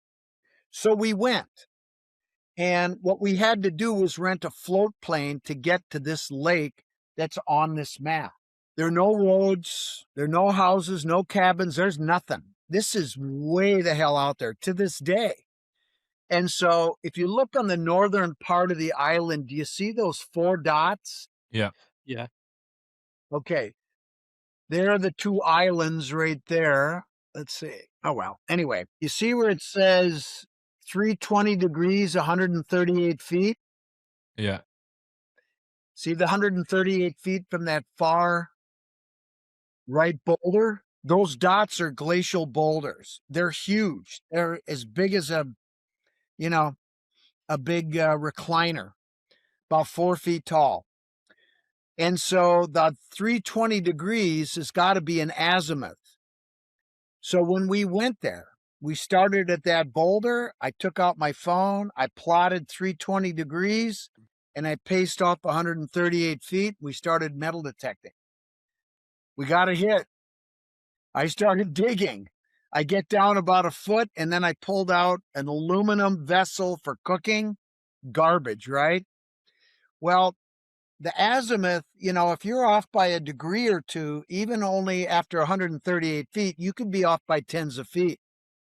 So I just went in an arc, and I went up over about 20 feet, metal detected again. We got another hit. This time I dug up a 1950s era Coke can with bullet holes in it. They used it for tar. Another miss. Moved over about 30 more feet. Got another hit. Dug down, and I pulled out a 10-inch camping nail. Now, that's not garbage, but maybe somebody lost it, right? Maybe it was put there on purpose. Metal detected again, got another hit. And then I dug down about 24 inches, almost directly under a stump, and pulled this out. And I nearly shit myself. I'm not kidding you. I'm like, my first thought was, no way. But in my heart, just for context, I knew just for the casual viewer, Scott, can I just say for context that you are the real life Indiana Jones? So I imagine the excitement that you must have felt at that time of finding that, and then to find out what it was must have been crazy. Yeah. Well, this is a picture one of my colleagues took right as I pulled it out, and I was blown away. But in my heart, I knew this was it. And so this can was used, to help find it. And this top was covered in wax. It was sealed. The whole thing was sealed in wax, so it's waterproof, right? Wow. And so I took that nail that I found and I chipped off the wax, and then I opened it. The thing was filled with sand. And then I dumped it into a sample bag, and out came this thing that was wrapped in this. I assume the sand was to keep it dry. That's exactly why it was in there. In fact, Won't that stop the glass breaking as well? If you put something in there, it stop the glass pressure and stuff like that as well, I think. No, I don't think so. This thing is pretty stout. That's why they used it. But Is it a thick one? Yeah. But the sand, I actually made a thin section, identified the sand. It's feldspar and quartz sand, very fine grain and angular as hell, not rounded, angular. And that high surface area sucks up moisture. It was used to keep it dry. And when I poured out the sand, literally dust was coming out. It was dry as a bone. So it did the job. Now, the scroll was wrapped in this. This is a designer placemat that we were able to track her down because she signed it down there with her little ladybug logo. And this thing was made between 1950 and 1957. Perfect. And then we unwrapped the scroll. And the other thing I wanted to tell you, there was something else in the jar. 8 of these buttons. Wait, what do you see? A Templar knight with a shield and a mace. And these are designer buttons that were popular in the late 1800s. And, they would have like, a gaudy garb, and they would have these big buttons with designs on them. And they were popular back at that time. And you can see one of them still had a piece of string attached, but there's 8 of them. Remember, the runestone starts with the number 8? That's not a coincidence. It's a very sacred number. It has to do with the Fibonacci sequence, the goddess. That's a whole nother story. But these things were inside the jar with the scroll because my theory is if this ever corroded away, this was the backup so they could find it with a metal detector. Make sense? Yeah. Okay. Yeah. So we unwrapped the designer napkin that was tied with that string. And the first thing we got was this. Now, would you be able to send Lee the pictures of all these things so we can overlay it on top of the Yeah, I can do that. Just remind me, Lee, and I'll send the stuff to you. Yeah, but the first, this was wrapped around the scroll. And now I've got it between plexiglass, so it's protected and we can handle it, right? But if you look there, that's Italian. And basically what it says is the power of God shines throughout you through other people. I'm paraphrasing, but it's beautiful. And I think do you not find that interesting with the 1933 crash being in Italy? A strange coincidence, isn't it? I just think it needs looking into, and I'll send you as much information on that if you want to look into that. Well, hell yeah, man. Let's go. I'd love you to see if anything cross-references and you think, holy shit, there's something here, and you can, go down another rabbit hole there. And then look what else is in there. Hey, Jan, where's the black light? Can you grab that? I think it's over there. It's a shame your internet's not a little bit better. It's just not quite picking it up. We'll overlay it. Everything will overlay it. So what is that we're looking at there? It looks like it's a formula. It's a formula, and a number of people have sent us their what they think it is, and it has something to do with quantum physics. I think my personal opinion is this might be the key to life in the universe, and it boils down to a mathematical equation. I don't know if I'm right about that, but some people have talked about that. Well, and Kyle's the best person to speak to about that. The other thing that's interesting about this, I don't know if you'll be able to see it, but there's an invisible message on there. See that? Yeah. Huh. And that I'm not going to go into right now because it has to do with the islands and where the scroll was hidden, there was another island right next to it, and supposedly in our documents it says the skull of Jesus was hidden there. But that, oh my God. But I digress. Whoa, anyway, that's a big claim. Well, we've been there and it was moved. It's not there anymore. That's another story. Remember I talked about... Yeah. I mean, I don't want to probe too much, but you found that the Earth was disturbed there? Yeah, I was going to say supposed to be? I was going to say that. Well, I'll be publishing that whole story here in about a month and a half, but they left a calling card. Let's put it that way. Oh, wow. Okay. Jesus. Here's page 1. Here's page 2. Here's page 3. Page 4. Let's see. Page 5. Oops. And then it goes this way.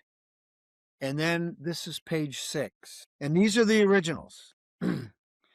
So after we found this and we shit our pants with excitement, we found it fairly quickly. And then we decided we wanted to get out of there and start decoding the messages. And so we had to paddle back to the island where they dropped, we first were dropped off. And then we got reception. We called Tom and he came and picked us up on the float plane. And then we went to the hotel. And for the next 2 straight days, we decoded these messages. And do you want to hear what it says? Absolutely. I'll say it for you. Fuck you, Scott. Get going. All right, here we go. I'd never say that to you. I'd never say that to you. Yes, you would. I would too. Oh, fuck you, Scott. Come on, get going. All right, here we go. Now, there's several parts. And the first part was in Theban script. And that's a 1-to-1 letter substitution. That one was easy. And here's what that said. There were 8 lines. Funny, 8 lines? Imagine that. The 325-year compilation of new and old writings is not the infallible word of God, but the fallible compilation of the Roman Catholic Church to support their doctrine. 325. What happened then? The Council of Nicaea. Isn't that where they got rid of the Book of Enoch? Yeah. Oh, yeah, that didn't make it, did it? No, it didn't make it. I wonder why. Funny. Giants, maybe. I don't know. They don't like giants, do they? Isn't that interesting? It sure sets the table, doesn't it? Yeah, and just to put context on that for people who are really religious on Christianity here, this meeting of Nicaea, and if you don't know what the Book of Enoch is, we talked about it offline beforehand, but this is part of the oldest Christianity on earth from Ethiopia, and this Council of Nicaea rejected the Book of Enoch from the religion of Christianity, and hence why you've never heard about it. But if you go and look at the Book of Enoch, it talks of wonderful things, giants, angels having babies with the wives of men, and various other things. But that's what he's talking about when you're talking about the Council of Nicaea, just to set the scene for that. Yep. If you're wondering what it is. So clearly the tradition didn't think much of what that compilation ended up being, but that's another discussion. Okay, the next part says this. Translated from the original Aramaic by Brother Simon for the Poor Knights of Christ. The Poor Knights of Christ is what the Templars were called prior to being called the Templars. And I struggled with this. Why the hell did they have the Poor Knights of Christ? 2 thes in a row. Well, you know who figured it out? Don figured it out. And when I called him, I said, Don, what the hell is this? We've got the twice. He said, it's a tell. And then it hit me right away. I'm like, duh. The Poor Knights of Christ is the cipher phrase for the last part of the message, and it's mandatory to decode it. And I did that decoding once I had the cipher phrase, which is the Poor Knights of Christ. So, thank you, Don, for that. The next... We need to give Don a mention. We'll put his picture, an overlaid picture of Don. Hell yeah. The next part of the message says, encrypted by Brother Leonidas for the Order of the Grail, 1897. Now, you remember we were talking before about the codes on the Kensington Runestone? And we talked about the dating code. There's another code. The first 4 letters that had not the number, but the letters, the runes, that had modifications, either a punch mark or a short stroke. The first 4 letters in sequence as you read the Kensington inscription are G-R-A-L. In medieval Old Swedish, it's Grail, that Grail. And here the Order of the Grail had the scroll. Could this be the same order that carved the runestone and did this work? I think so. Crazy, huh? Yes. Fucking really crazy, yeah. What you've got there, what you were about to obviously expose another message that you're going to decode for us, could potentially be the biggest discovery of mankind. Yeah. Well, I don't know about that. And as someone that's researched the UFO and alien topic, gives people like me a massive boner. Yeah. Oh, yeah. I've always thought that this was... Hey, Matt, I got to be honest with you. When we were decoding this, I had wood the whole time. I was I'm pretty sure Matty's got an erection right now. 2 inches. I wouldn't laugh so sorry, hard Janet. if it wasn't true. My God. Okay. Cover your ears, Janet. Cover your ears. So now we're going to get into the meat of the message. And there's 2 parts. And the last part, obviously they put it at the end to completely blow our minds, but this is pretty mind-blowing too. So I'll just get through this, and then, I mean, if you want to jump in, just jump in. So the first thing that we got was the letters MF. No, not mother, you know what, but we think it's an acronym for my father. And then we get MG, which we think is my God. So MG and MF occur a number of times in this part. Father, Genesis chapter 1. Let us make man in our own image. Genesis chapter 1, +3, 5, 16. Let us make man in our image. In the image of God made he him. To make more, he needed a female, so Eve. They made Cain and Abel. Cain slew Abel, and MF put his mark on him. And then we had 3 letters, IHN, which I think it means in his name, and banished him to Nod, so none there would kill him. But if Adam, Eve, Cain are the only people, who is in Nod? That's a great question. How can you have a city or a town if these are the only, there's a bunch of people there, but they banished them? Well, I don't know what you think of Billy Carson, Scott, but he talks about the outbreak of mankind, essentially, when the first people were.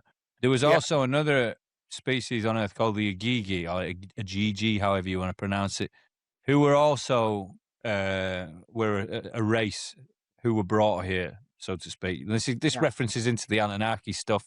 I don't know if, I'm not going to go into it too much, but he talks about the Agigi. Yeah.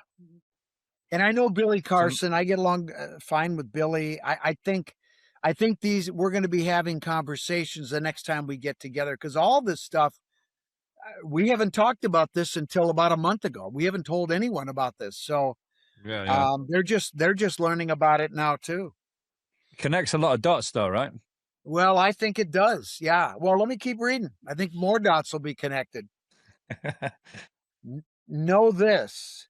Then they were not the first people, but the first Jews. Chapter 6, 5, 2. Chapter 6, 5, 2. It has it twice.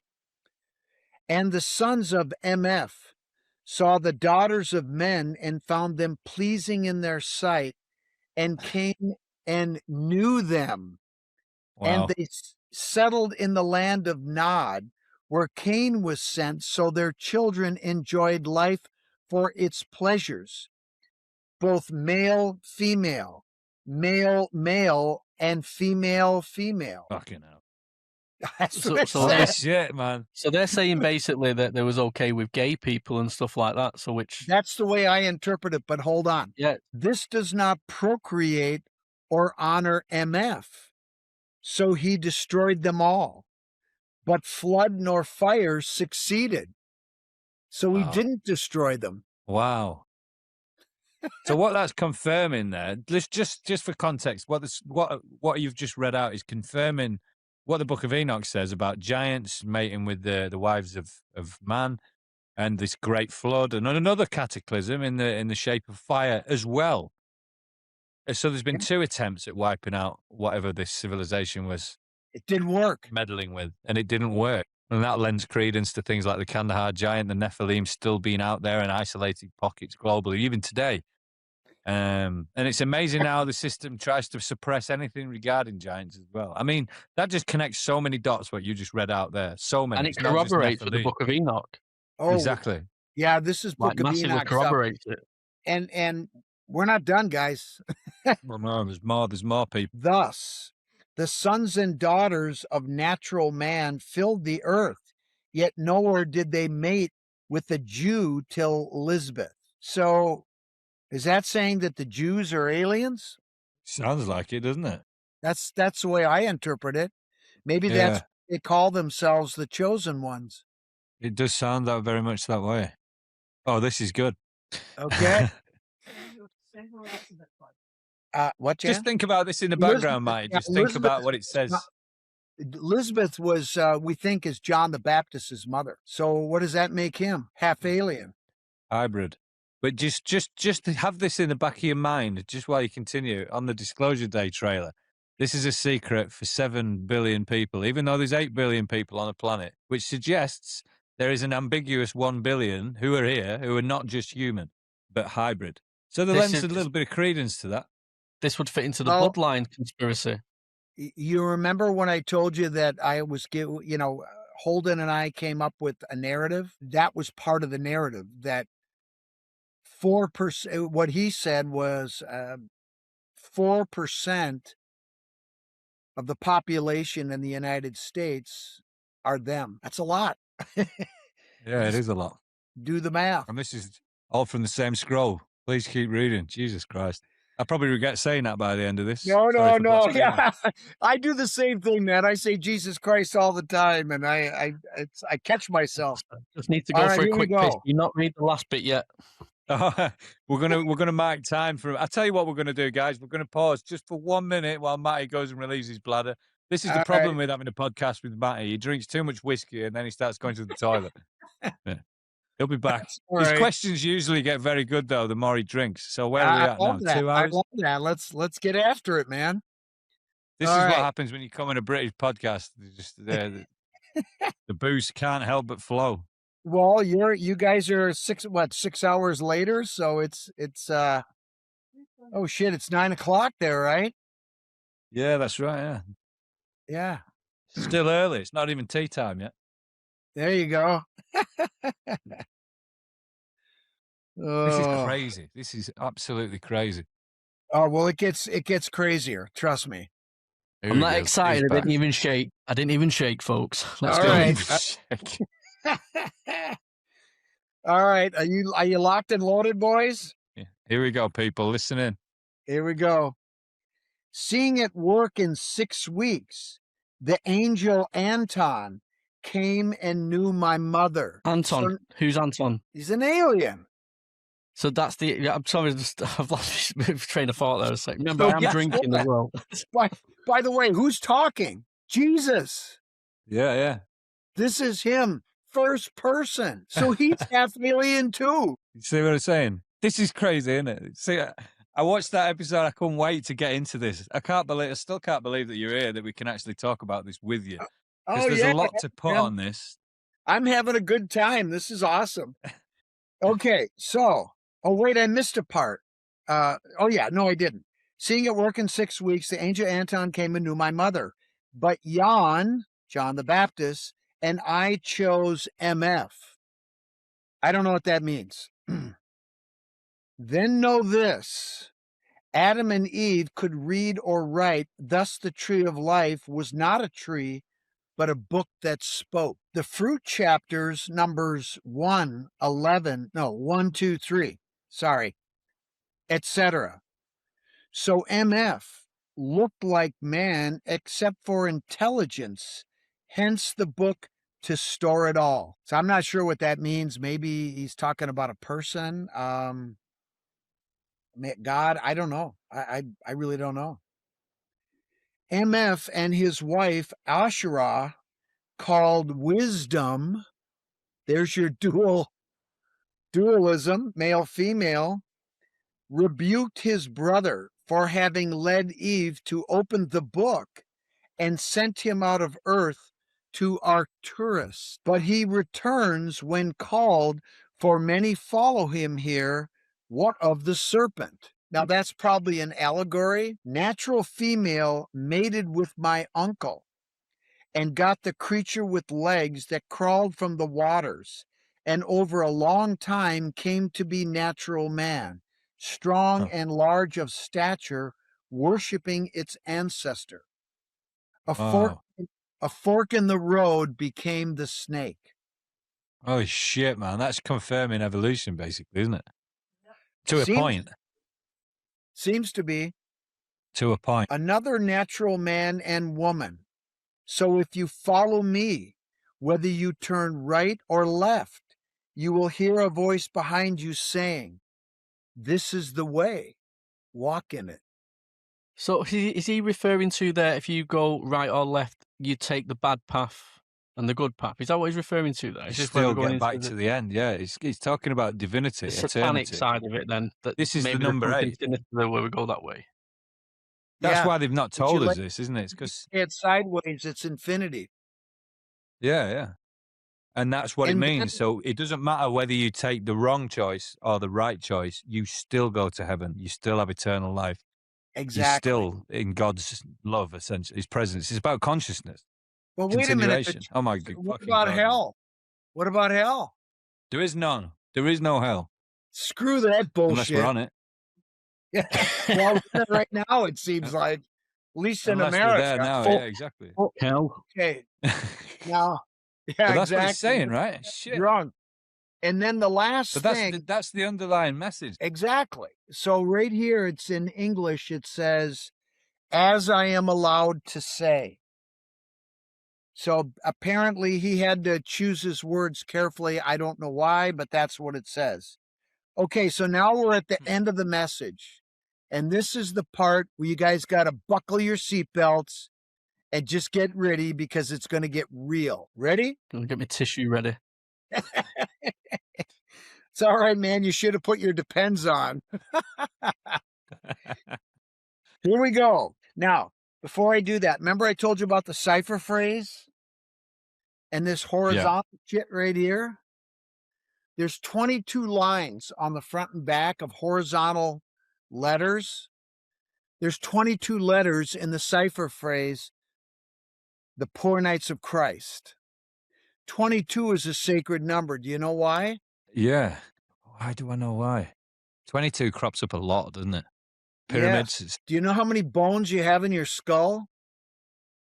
Yeah. I think you're going to tell me 22. 8 in your cranium, 14 in your face. Add them up. 22. Don't ask Mike to do that. I worked it out quite quickly. I just didn't want to say it. 22. 22 letters in the Hebrew alphabet. There's all kinds of 22s. All right. Yeah. Here's you what did say in the Y files as well about ribs. We got 33 ribs or something as well. 43 vertebrae in your spinal column. That's it. That was it. Yep. Yeah. Yep. And it connects up to what? Right here. Oh, yeah. Okay. I, not entirely human. Fuck. Straight out of the park. That's what he said. I, not entirely human. A rupture of the small intestines was not enough to kill me. I slowed my breath and was declared dead. My cousin of my earth father's side had me rest in the family tomb. That's the Telpiot tomb. If you don't know what it is, look it up. That's where Jesus, Mary Magdalene, their son Judah, and other family members were buried. The Templars went into the tomb at the time of the Crusades, and they took the bones of their ancestors. That is why they had leverage over the church. You know, that physical ascension thing? If you got the bones, that's a problem for the church. You mess with us, we'll mess with you. And all those things are over here now in North America, but I digress. And by the way, the small intestines, if you look at your anatomy, you know where the spear of Longinus went in? Yeah. It didn't pierce his lung, it pierced his small intestine, and it goes right up there. Okay. I healed myself, and my wife came and freed me. That would be Mary Magdalene. Was there at the, right, Ascension. We traveled to the north, Scotland, and preached a joint religion of male and female. Boom! Hooked X. My body returned to my cousin's family tomb. Telpiot. My spirit will return at the end of the 6th day, June 6 by the new counting, 2,999 at 6 p.m. So said my father. But beware, 6/6/26 at 6 p.m. You know what's interesting? You know it says 6/6? Those two X's in the encrypted material. Where the hell is it? They're both hooked. Where's the other one? Let me see. There it is, right there. See it? Your camera's frozen. Oh, sorry about that. Anyway, both of the X's in the 6 and 6 are hooked X's. Those are the only ones in there. And so, just for do you fun, think that's referring to like a false flag, a blue beam, some psyop thing to play out this year? Is that what you think that could reference? Good question, Matt. Beware. I think our first inclination is something bad, right? But beware sometimes is just saying, hey, just be careful.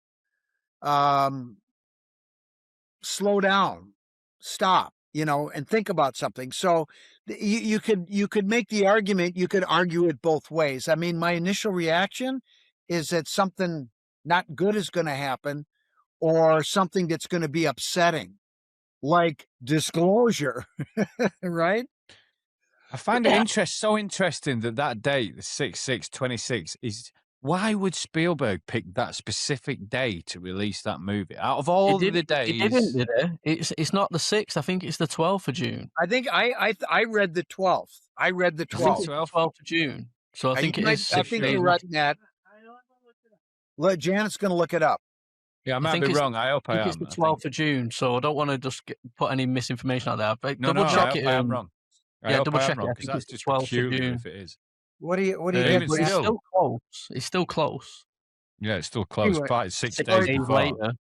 It is the 12th. Later. She verified it is the 12th. There we go. It's 6 days before. All right, we're almost to the end, guys. Do you want me to stop? No, carry on a sec. Yeah, go for it. Just kidding. I'm fucking having a good time here. I'm getting drunk.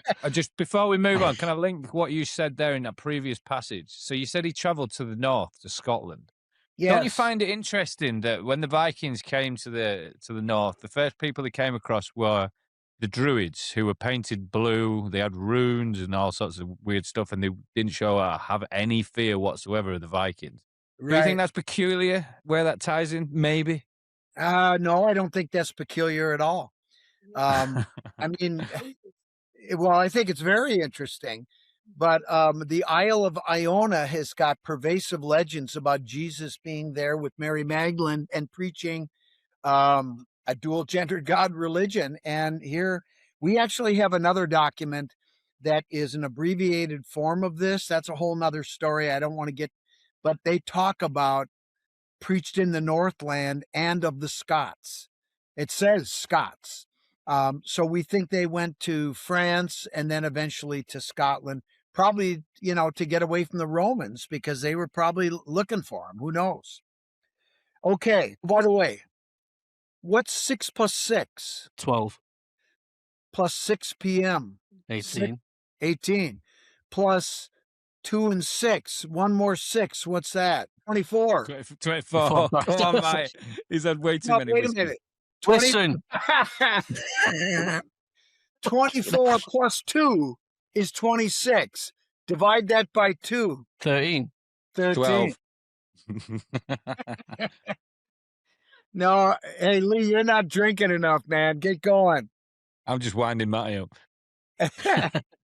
All right, here we go. Also, be not fooled by the false prophet, spelled Profit, and his clone, who will That's so rise funny, on the man. third day Yeah, after his death. My God.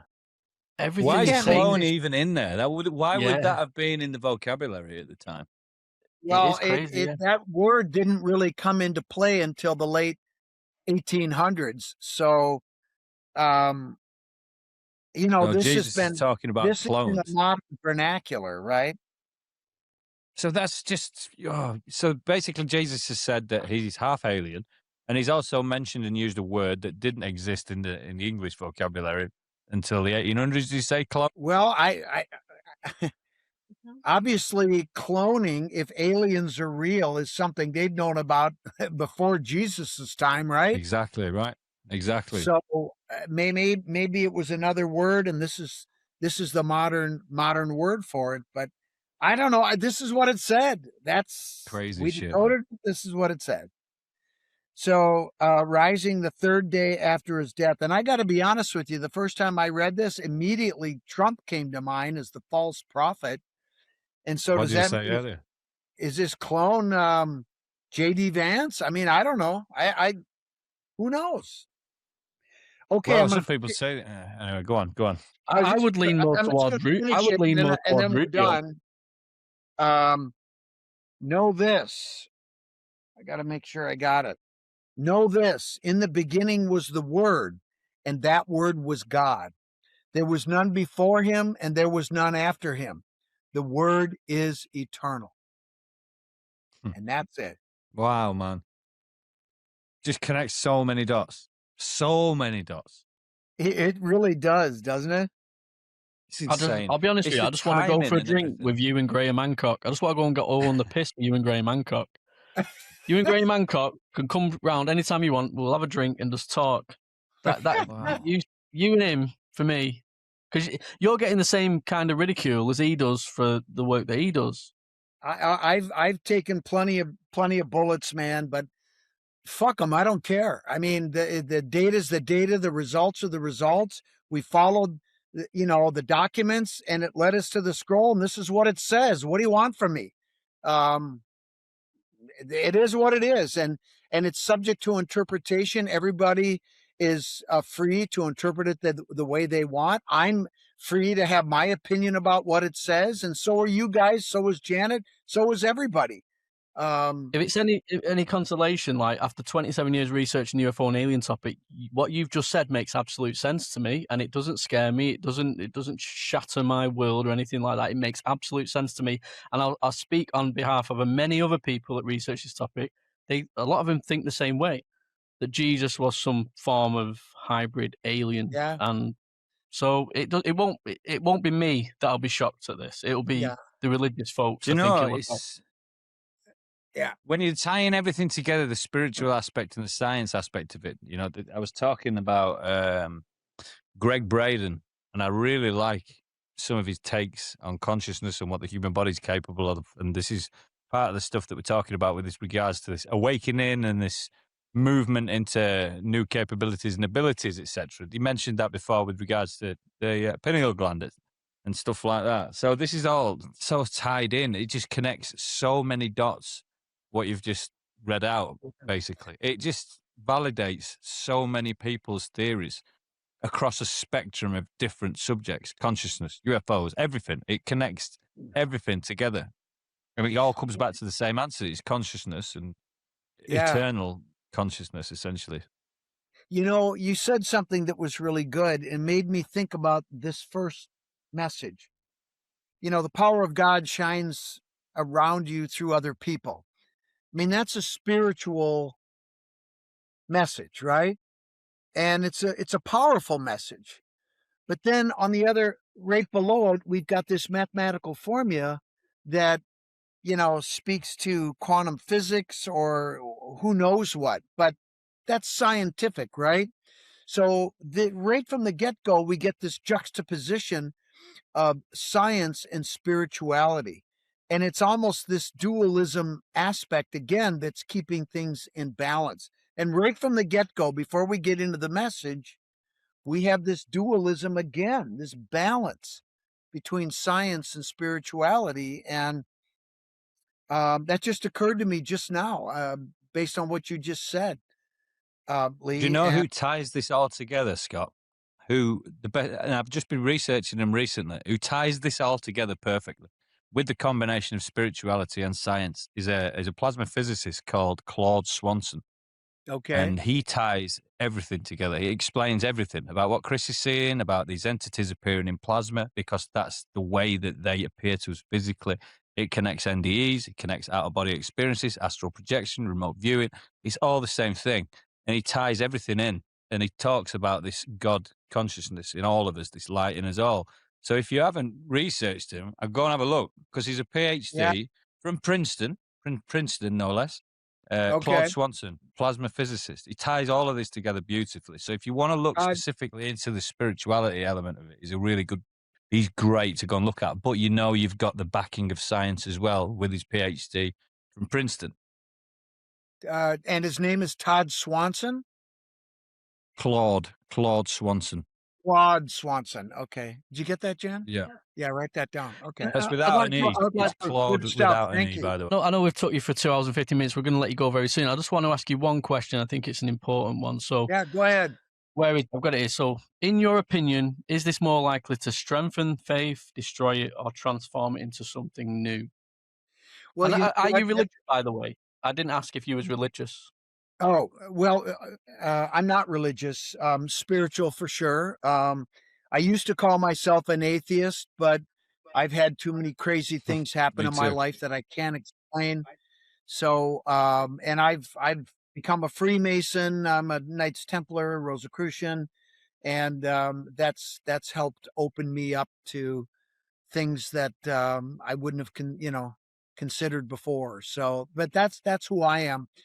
But one of the things that I was really nervous about was releasing this message. I thought there would be a deluge of, Christian fundamentalist types that would say, "Oh, screw you, you're blasphemy," and they would attack me, and I was a little concerned about it. In fact, the people that I was with that found this with me, we talked about this, and they said, "We don't want our names used because we don't want crazies coming after us."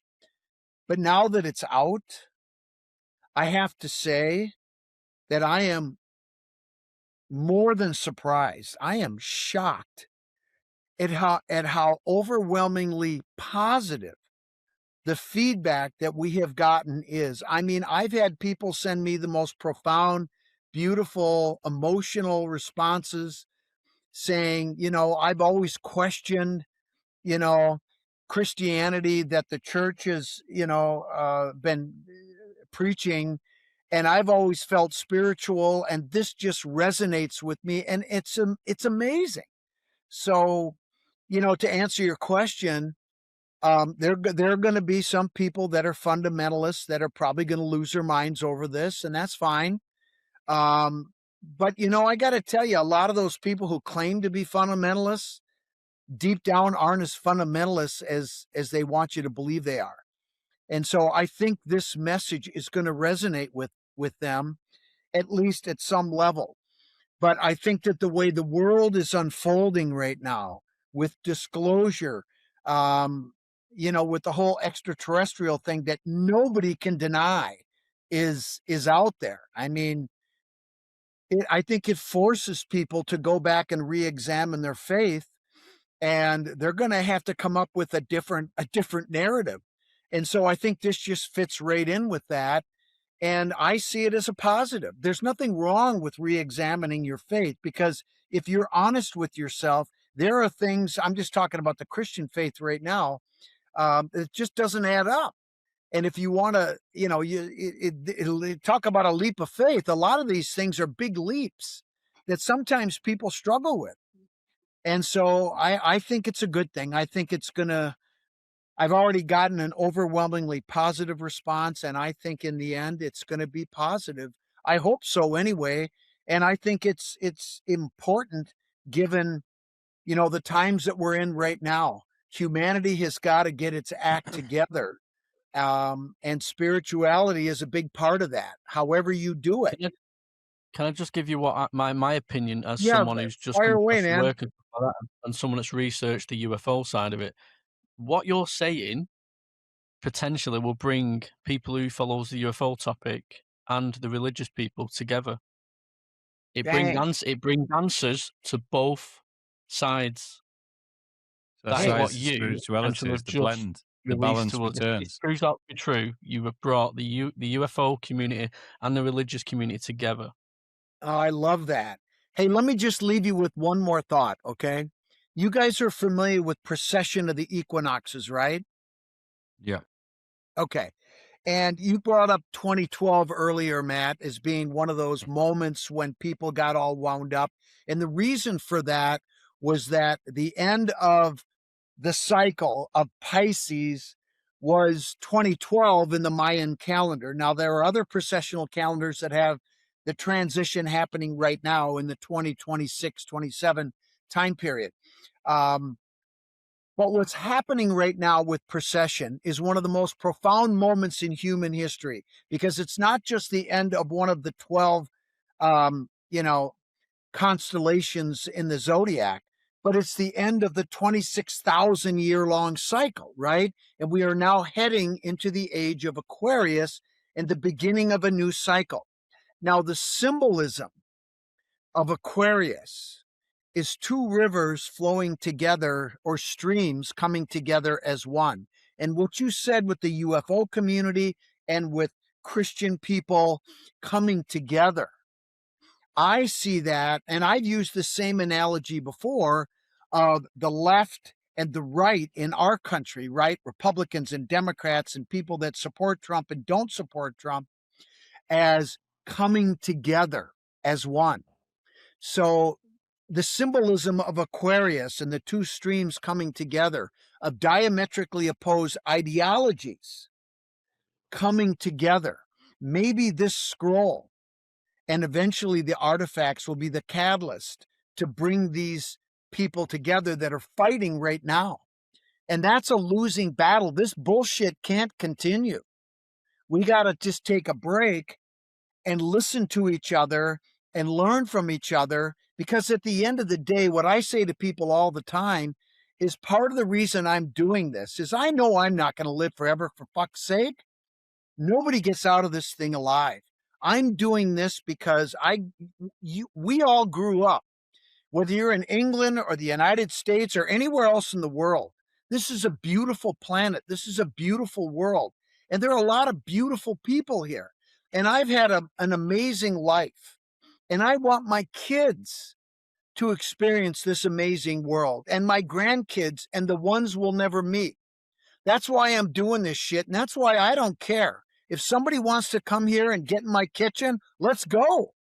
But I'm the same, mate. I've got 5 kids. I'm exactly the same. I want the truth for me and my family and stuff like that. I do everything for my family. Me too, for my kids.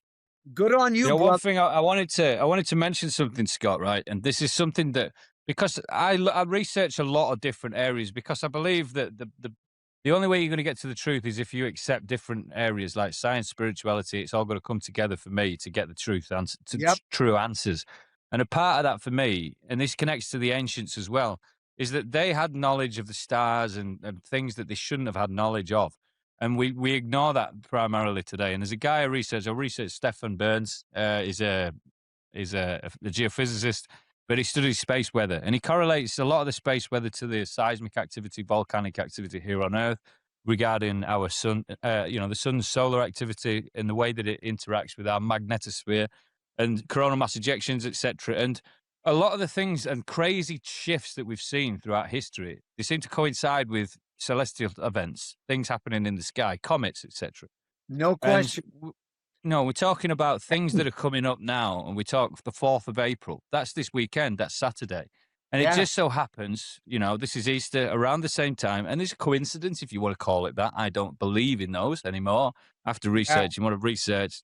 But on the 4th, this weekend, the comet MAPS is a sun-grazer comet, and it reaches its perihelion with the sun.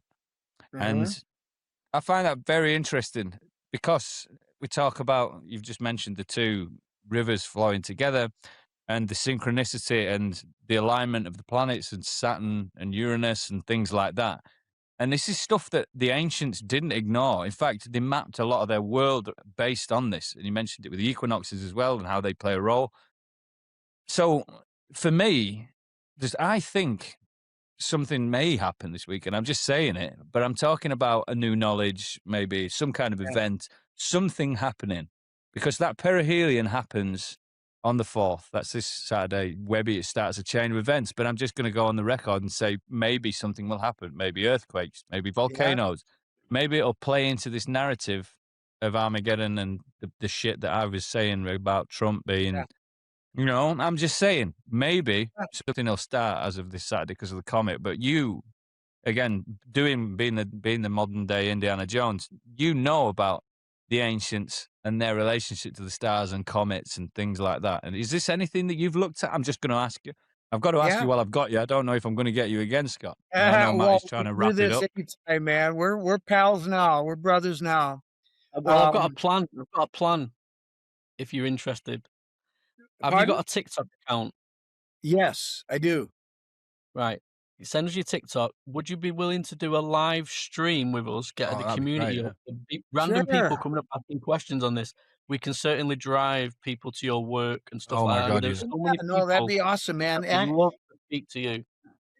Well, let's chat after this, and we'll work on that. So no, that sounds great, man. It's the networking is important, and I just want as many people as possible to know about this and force them to think and to reflect and all that. So anyway, that's all I got. Yeah, to answer, sorry, Matty, you're pain in the ass. You didn't talk to me about the comet situation before you interrupted. No, I know. Yes, we've all got ADHD. It's forgivable. Okay. And he's drunk with ADHD. We have a phrase in Freemasonry. I learned this a long time ago. As above, so below. And there are so many aspects to that you can come up with, but there's a reason why the ancients venerated the heavens, right? And they closely mapped things, and they documented the movements of the stars and the planets and the constellations, because they knew that there were other people up there, and they probably knew that they were interacting with us down here. And at the end of the day, that's what I think that prophetic phrase means, as above, so below. And it has everything to do with extraterrestrials and that interaction and the movement of the heavens and how it impacts us here on Earth and us who are living on Earth. So there's no question that what's happening up there affects us. I mean, look at the moon, for God's sakes. Talk to a sailor with tides and all of that. I mean, that's one example that nobody can deny. But to think that those other heavenly bodies aren't affecting us on this planet, think again. Well, look at the moon and women's menstrual cycles, right? And tell me the moon's real. Tell me it doesn't affect us as males, right? It certainly does. So artificial objects. Yeah. Anyway, that's another subject, another podcast on Saturday. Yeah, I think so. And just because I don't want to forget, we mentioned going full circle on the Library of Nineveh thing in Iraq. So just food for thought, right? So the images, and this ties into Hollywood and the narrative that we've been fed all these years. And this comes into Druids as well. And just reference from what you mentioned on the scroll of where it mentioned Jesus going north to Scotland. And then I talked about the Druids, this very, very spiritual tribe of northern Scotsmen. I wouldn't even consider them Scotsmen, from the mainland, a separate entity entirely, which struck fear of God into the Vikings, the most ruthless warriors that ever existed, or so we've been told. But these people, you know, they had the runes, they had this way about them, but they painted themselves blue, okay? And just come with me on that. Why are they blue? What's the relevance of that? And then So you look at Hollywood. Did the same thing. Yeah. So stick And with the that. The Egyptians, ancients. The Egyptians. Yep. These ancients that may have had interactions with Yeshua seem to paint themselves blue, okay? Now, look at the library in Iraq at Nineveh. Look at the beings that are on the wall, the blue, these blue entities that are on the wall, right? And that was the place where, you know, what was it, 3 days after? Or was it even a week afterwards? After they got word of this weapon of mass destruction, not weapons, the weapon of mass destruction, which maybe it could be Gilgamesh, who knows? Let's talk about something else. But this blue beings that were on the wall, right? And then you look at the Hollywood role, look at Hollywood and what they do and how they desensitize the public. What are the most major movies, like these blockbusters that have been rolled out in the last 15 years? Avatar. Huge beings, and they're blue beings, and the Yeah. humanoids, and they're incredibly spiritual and in touch with their planet and the tree of life, etc.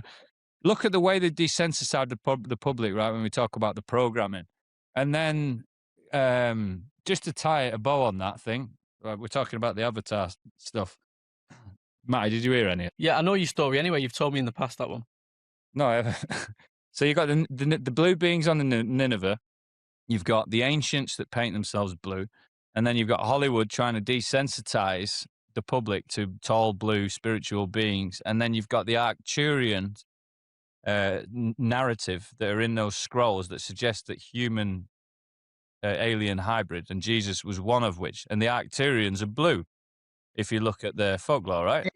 Can I just interrupt? Apologize. I thought you were speaking about your army thing, where the story of that. I thought that's why I went to the toilet quickly. I thought that was what you were talking about. Yes, no, I was just tying all the blueness together. I want to interject just real quick. Do you remember when I told you about the angel K that sent CLY to go recover the book of the wars of the Lord? Yeah. In that message, it starts off and it says this: I saw the lights again. The right one descended upon my winter lodge, and there stood the likeness of Ammon, Amon. About his eyes shone a light blue. And then he goes on and they start talking through telepathy. And then he gives him the instructions to go get the scroll of the book of the wars of the Lord. The point is a light blue. Mm. And then blue beam sounds like blue beam. It also comes from Yeah. Anyway, go ahead. I was just saying, and then they use the words blue beam that gets rolled out as this conspiracy narrative as well. It sounds very much like blue being desensitizing again. PSYOPs, right? Good point. PSYOPs that Chase Hughes admits that the CIA operate in. Chase Hughes being the guy who used to teach the CIA how to conduct PSYOP. It's crazy. It all just connects. Blue book, yeah. It just connects. Yeah. So maybe in this disclosure on whatever's coming and whatever this could be coming over the horizon, expect to be looking out for intelligent blue beings, perhaps. Is that the message? Maybe that's a takeaway, something to ponder over. Yeah, no, it's a good point. Now, what did you see in Iraq? I didn't go to Iraq. I was in Afghanistan. I went in 2009, 2010, but because it was, you do a lot, you speak to the Americans a lot because you just can't help it. It's such a highly densely populated place of Allied troops. You usually end up chatting away with them anyway, but you hear whispers of stuff. And, when you're plugged into the system, still stuck in as a sheep, essentially, you don't pay any lip service to it all because you're completely indoctrinated and, fooled by the system. So you disregard a lot of it, but you hear about guys talking about stuff like giants, and it, you know, it's only when you think, fuck, 16 years, 17 years later, I wish I could have gone back then and questioned the guys who were talking about it. Do you know? You have the ammo to ask intelligent questions. I got another meeting coming up in 15 minutes. I think it's 15. Yeah, we'll wrap it up. 14 minutes. But I just wanted to ask you, I had heard that there was a portal in Iraq, and that the Iraqi military was guarding it, and that was something that we wanted to have access to. Did you hear anything about that? It's not something I heard about, but I heard, and this is something I've looked at in recent times. There was a company called Blackwater back in the day, led by Eric Prince, who's got some dodgy dealings of his own. He's linked to Hollywood as well, by the way, if you want to look into this guy. And he owned Blackwater, and Blackwater were a contractor company, right? Private military private military contractor. And these people, obviously, these are the best of the best troops who've left the service that get mopped up by the security industry. That's just how it works. It's called the circuit. Yep. But obviously, some of these companies who we're talking about with the UFO subject, Lockheed, Raytheon, etc., they have these black op projects, these, where they're working on this reverse engineered tech, and the hit squads essentially that they wheel out to suppress the information and silence people are these teams of ex-special forces people hired via proxy companies called, i.e. Blackwater. Now, when Iraq kicked off, there was an advance party that went in ahead of the main invasion force from Blackwater, which is fucking peculiar because I'm a military guy. I know that military go in first, they create the infrastructure, and then private contractors come in and get about their business. Private contractors don't go in first, and there's a reason for that. They haven't got any mutual support. So when a military unit goes in, it does so under the guise that it's got mutual support. If it needs air cover, it gets air cover, or artillery, etc. Right. These private contractors, they're their own entity. They don't get the mutual support of the government. When they go out on the ground, they go out under the guise that they're on the fucking own. So when they go out, they don't go out looking for gunfights. In fact, the fucking opposite. That is the very last thing that they want to be doing. They want to be getting out, getting on mission, getting on task, getting back, unscathed, unseen. Now, in Iraq, there was and this is in 2006, 7, I believe. You'd have to look into it. Matty maybe could make a confirm, look at it in the background. It's probably on the internet, quite easily accessible. But there was a gunfight where there was a fuckload of these contractors, and they discovered something. I think, where was it now? It might have been I don't think it was the palace, but they found something anyway. It might have been a museum even. And they got on site. Yeah, that sounds right. And there was a fucking massacre. So these guys, these contractors, had just gone to work on whoever was guarding this property, and they got rid of everybody. They wiped them out. They killed everybody. It was a massacre, and there was a scandal about it, but it was quickly swept up and covered up. It wasn't what it was. And basically, that was the Blackwater fucking hit squads going in and retrieving some shit. And taking something, or taking custody of something. So whatever was there, it has to have been something very, very, very interesting. Because contractors, they go out in maybe 2 vehicles, so an 8-man team, maybe, unless there's a big job. They don't go out in big groups and convoys because they haven't got that support, and they stick out like a sore thumb. So anybody who knows that they're up to no good and they're potentially enemy, they're on hostile ground. So you wouldn't do that. So the fact that there was an advance party of Blackwater fucking contractors without any mutual support on their own, and they just happened to cause a massacre that was quickly swept away and under the rug, it ties into they were doing something. And then you look at, the Smithsonian and how they took custody of like the Kandahar giants, supposedly, and other things as well. Oh, yeah. That disappear into the ether. And you think, well, yeah, it makes sense because there is this cloak of suppression, and this whoever these people are who operate behind the veil, they've got their hands into this, and they're involved. Do you know what I mean? And they operate using these ex-special forces teams of hit squad. Wow. Well, hey guys, I just got the notice that I'm going on in 5 minutes. I got a podcast, so I want to keep this going. Let's do it again. Thank you. Yeah, so can we get you? Can you send him the pictures of everything you want us to put into the video? And can you send us your TikTok link. And also, I want to interject just quickly with Blackwater. For people in the UK, I don't know about around the world, but if you go to your work-based pension and look where the majority of your pension is invested, it's in Blackwater. And please drop a comment on Across the Pond podcast if you've checked your pension and look where your pension is being invested. Interesting. There you go. And with that, guys, thank you so much for tuning in. Scott, thanks for joining us as a guest. No, 100% we're going to speak again in the future. And as well, Matty, thanks for coming on and co-hosting. It's been a pleasure to have you. And we'll end it there. Scott, if you just stay on for a second, just 1 second after we finish, just so it downloads the audio. Take care, guys. We'll see you next time. See you, and good to meet you, Matt. We'll do it again. Thank you, man. I love you.